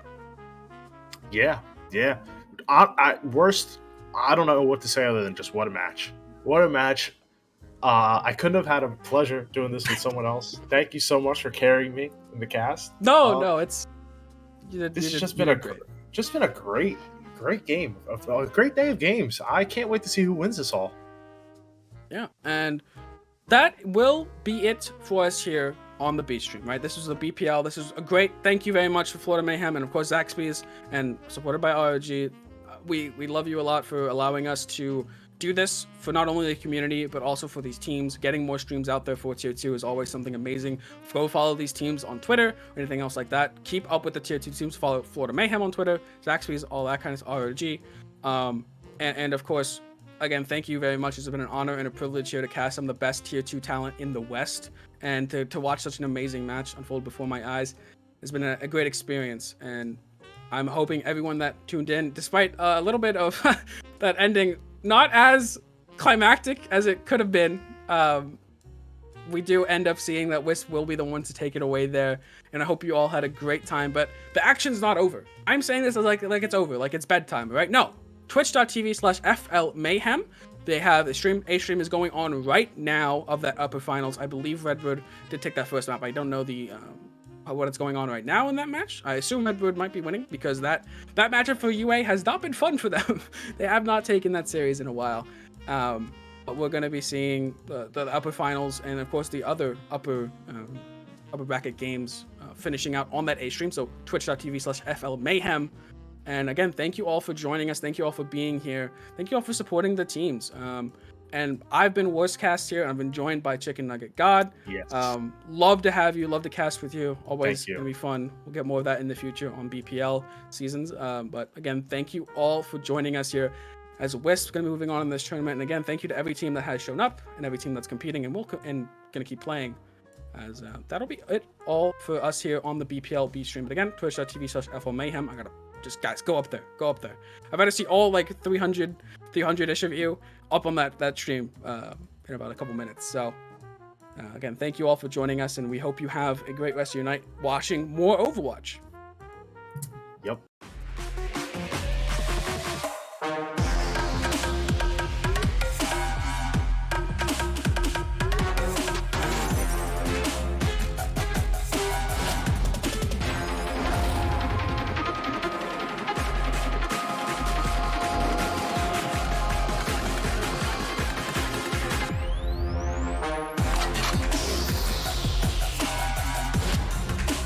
Copy that.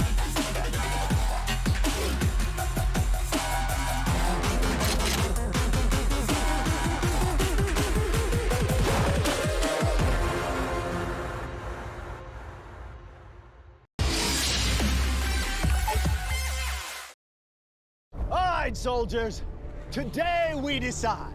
Are we gonna run and hide, or are we going to fight? They think it's over. Well, they got another thing coming. Because today, we're going big! Introducing Zaxby's new signature sandwich with a double hand-breaded filet, split top bun, and Zax sauce, or new spicy Zax sauce. Only at Zaxby's. Order ahead, drive through, or get it delivered.